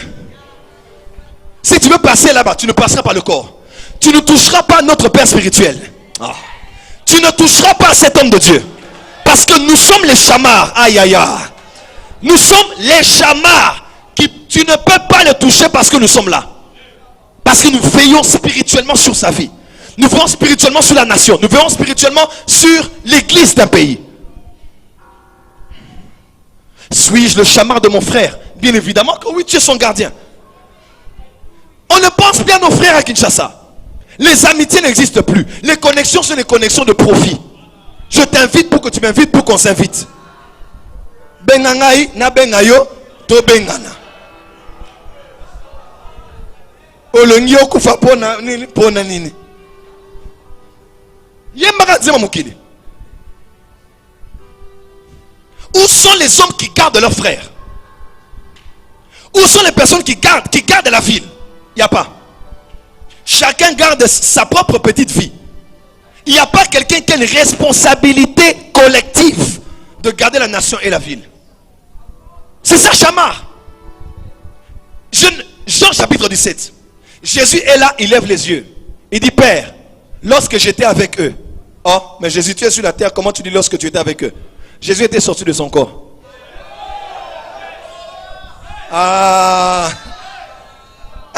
Il parle comme en parlant au passé. La prière sacerdotale est une prière faite au passé parce qu'il n'était plus là. Son corps était là, mais son esprit était là. Il était en face de son père. Il dit, Père, maintenant, s'il te plaît, je vais partir. S'il te plaît, chamarre-les en ton nom. Il dit, je les ai chamarres, tous. Mais celui qui était prévisible de partir était parti. Parce que c'était écrit. Mais tout ce que tu m'as donné, je les ai chamarres. Je les ai chamarres. Alors, à ton tour, Père, chamarre-les. Chamarre-les. Ne les enlève pas d'ici. Mais la seule chose que je te demande, chamarre-les. Chamarre-les. L'Éternel va faire le chamard dès ton départ à ton arrivée. Il va te chamarrer de tout mal. Il va te garder de tout mal. Le problème de l'église de notre pays, on n'a pas le deuxième type de prophète. On n'a pas des prophètes chamards. On n'a pas des prophètes sentinelles. On n'a pas des prophètes veilleurs. On n'a pas des prophètes gardiens. Tout le monde pense à lui. Où sont ceux qui prient pour leurs frères? Où sont ceux qui prient pour le foyer de leurs frères? Où sont ceux qui prient pour une église qui veut se diviser? Où sont ceux qui prient pour une église où on sent que l'envoûtement commence? Où sont ceux qui prient pour une église à Babandal? Personne. Où sont ceux qui prient pour leurs frères maintenant qui sont internés à l'hôpital? On a perdu je connaissais pas bien ce pasteur qui est mort récemment ici. Pasteur Dédé. Je ne le connaissais pas personnellement. Mais je crois que cet homme est mort parce qu'on n'a pas été là. Parce qu'on n'a pas été là. Et vous les enfants spirituels, papa prêche. Il devait se reposer, il ne s'est pas reposé. Première opération, et il est mort. Pourquoi enterrer des gens? On n'a pas de chamards. Tout le monde est égoïste. Tombé victime de la prophétie de Paul à Timothée. 2 Timothée chapitre 3 verset 1. Dans les derniers temps, les hommes seront insensibles, égoïstes. Génération selfie. Selfie n'est pas loin de selfish. Tout le monde se regarde de lui. C'est plus les autres à photographier, c'est moi. Comment je suis, comment je me tiens, comment j'ai prêché, comment j'ai prophétisé, comment j'ai annoncé. Qui regarde les autres? Qui met la caméra sur les autres? Génération selfie, Bukakingo. C'est ce qui nous arrive. Tout le monde ne pense qu'à lui, on ne pense plus aux autres. Souffre, merde, sois terminé. D'ailleurs, ça sera à mon avantage. Parce que si on ne te voit pas, on me verra. On parle plus de toi, on parlera plus de moi. Tu es le chamard de ton frère. Veillez les uns sur les autres, dit la Bible. Mais surtout, en cette saison, Dieu veut élever des chamards des villes. Écoutez, quand Dieu dit il envoie un réveil dans une nation, c'est pas la nation. Tout réveil commence dans une ville. Tout réveil. La réforme protestante a commencé dans une ville et elle s'est établie à Gutenberg, en Allemagne. Et Gutenberg, la ville, est devenue la référence même de la réforme protestante. La réforme a aussi touché Genève, en Suisse. Vous connaissez ce que la Suisse est devenue aujourd'hui. Sans matières premières énormes. C'est le pays de la crédibilité avec toutes les grandes banques qu'ils ont. Même les montres suisses sont parmi les montres les plus durables et les plus crédibles. Pourquoi? John Knox était là. Il a mené un tel réveil. Gutenberg avec les Martin Luther, John Knox, Jean Calvin, excusez-moi. Jean Calvin, il a influencé Genève. Une ville comme Alexandrie. Vous savez que l'apôtre Marc est celui qui est venu prêcher en Afrique. Quand ils sont venus en Égypte, à Alexandrie. C'est là même où on a imprimé la première Bible. Alexandrie est devenue une référence. Les grands-pères pères de l'église que l'on connaît sont liés directement à Alexandrie. Ils ont écrit des choses, ce n'était pas la Bible, ils ont écrit des écrits pour pouvoir mettre de l'emphase ou expliquer les vérités bibliques. Parce que c'est eux qui ont hérité de l'héritage des apôtres qui ont vécu avec le Seigneur. Mes frères et sœurs, Alexandrie, Gutenberg, Genève, tous les grands réveils partent des villes. La première ville a été créée par Caïn. Il a créé aussi Ninive. Il y a eu Babylone avec Nimrod, Jérusalem. Tous les grands jugements, toutes les grandes prophéties de la Bible sont liées à des villes. Apocalypse du reste. On parle de deux grandes villes, Babylone et Jérusalem. Où allons-nous vivre pour l'éternité? Ce n'est pas un pays. Nous allons vivre où? Dans une ville. Nouvelle, pas Nouvelle Israël. Pas Nouvelle Israël, Nouvelle Jérusalem. Jésus a parlé. Jésus, dans Matthieu chapitre 10, il les envoie pour aller dans les villes. Parce que Christ pense à des villes. Quand il juge les nations dans Matthieu chapitre 11, il dit à quoi comparer cette génération qui sont comme des enfants qui sont au bord de la rue. Après il dit malheur à toutes ces villes, parce que si les miracles qui étaient faits ici étaient faits dans la vie de Somor et de Gomorrhe, il parle des villes. Actes chapitre 1 verset 8, qu'est-ce que Jésus dit? Il dit, vous allez recevoir une puissance et d'aller où? Ville en ville. Jérusalem c'est une ville. Judée, Samarie, jusqu'à Rome. Ce sont des villes. Dieu, quand il veut toucher un pays, il fait d'une ville une référence par laquelle il touche. Parce que la ville est l'endroit de l'agglomération. C'est là où la majeure partie des gens de tout le pays se retrouvent. Là, on voit les échanges culturels, économiques, politiques, ainsi de suite. C'est là où il y a les grandes institutions même nationales, les grandes bases économiques, les grandes bases culturelles, éducatives, comme à Kinshasa, comme à Lubumbashi, comme à Goma, comme à Paris, comme à Abidjan. C'est quelqu'un peut dire avance prophète. Quand Dieu veut toucher une ville, un pays, il touche une ville. Ne cherche pas le pays, cherche la ville. Si tu as la ville, tu as le pays. À Kinshasa, il y a une grande guise. Tout le monde, je suis venu trouver tout le monde dans son église. Tout le monde fait sa carrière. Tout le monde fait sa carrière. Mais on n'a pas de voix. On a des pasteurs, mais on n'a pas de voix. Parce qu'on n'a pas de gouverneur spirituel de la ville de Kinshasa. Mais ne vous en faites pas. Ce n'est pas une question d'avoir une grande église. Martin Luther n'avait pas une église de plus de 400 personnes.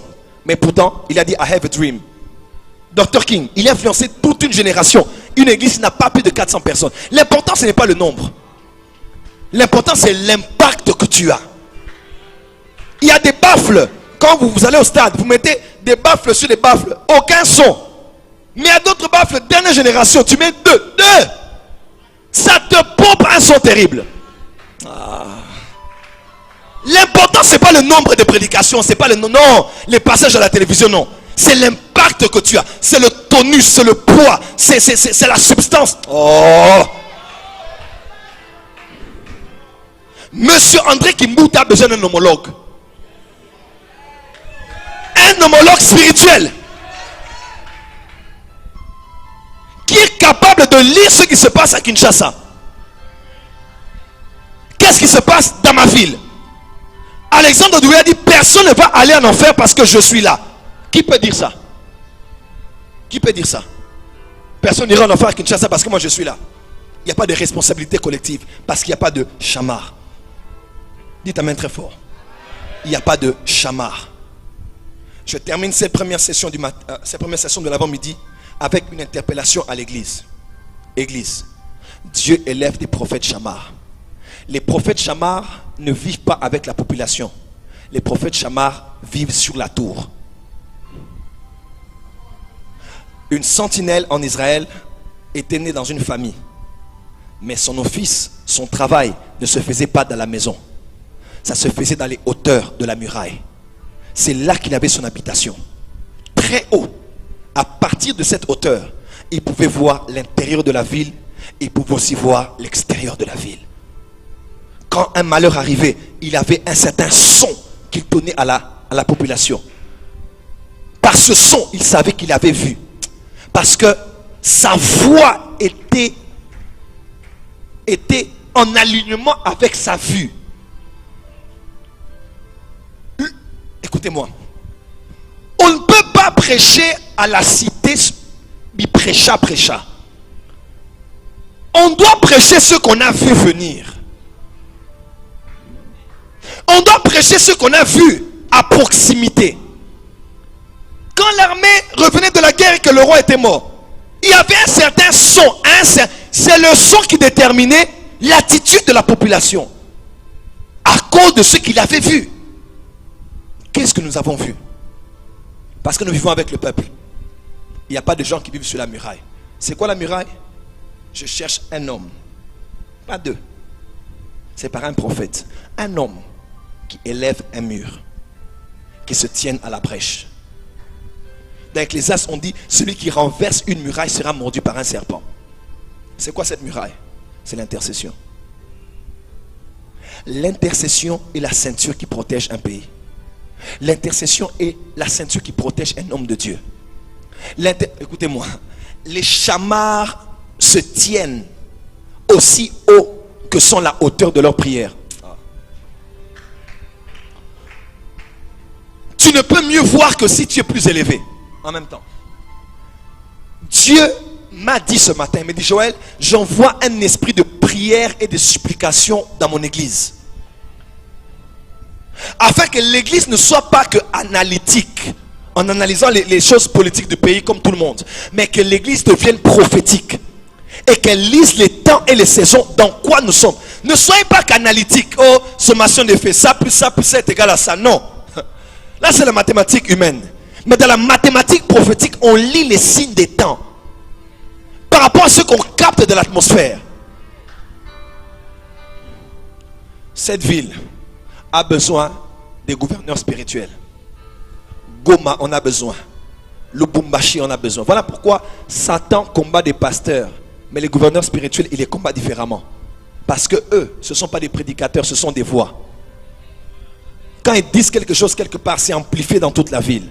Parce que Dieu branche leur voix à des baffles spirituels qui retentissent et qui font circuler le message de Dieu en tout lieu et en tout temps. Église de Jésus-Christ, où es-tu par rapport à ta responsabilité nationale, par rapport à ta responsabilité continentale? Pourquoi il n'y a que les Ghanéens qui penseront à l'avenir de l'Afrique? Il n'y a que les pères du réveil au Ghana qui pensent à comment toucher l'Afrique. Il y a un réseau apostolique initié par Bishop Tudor Bismarck.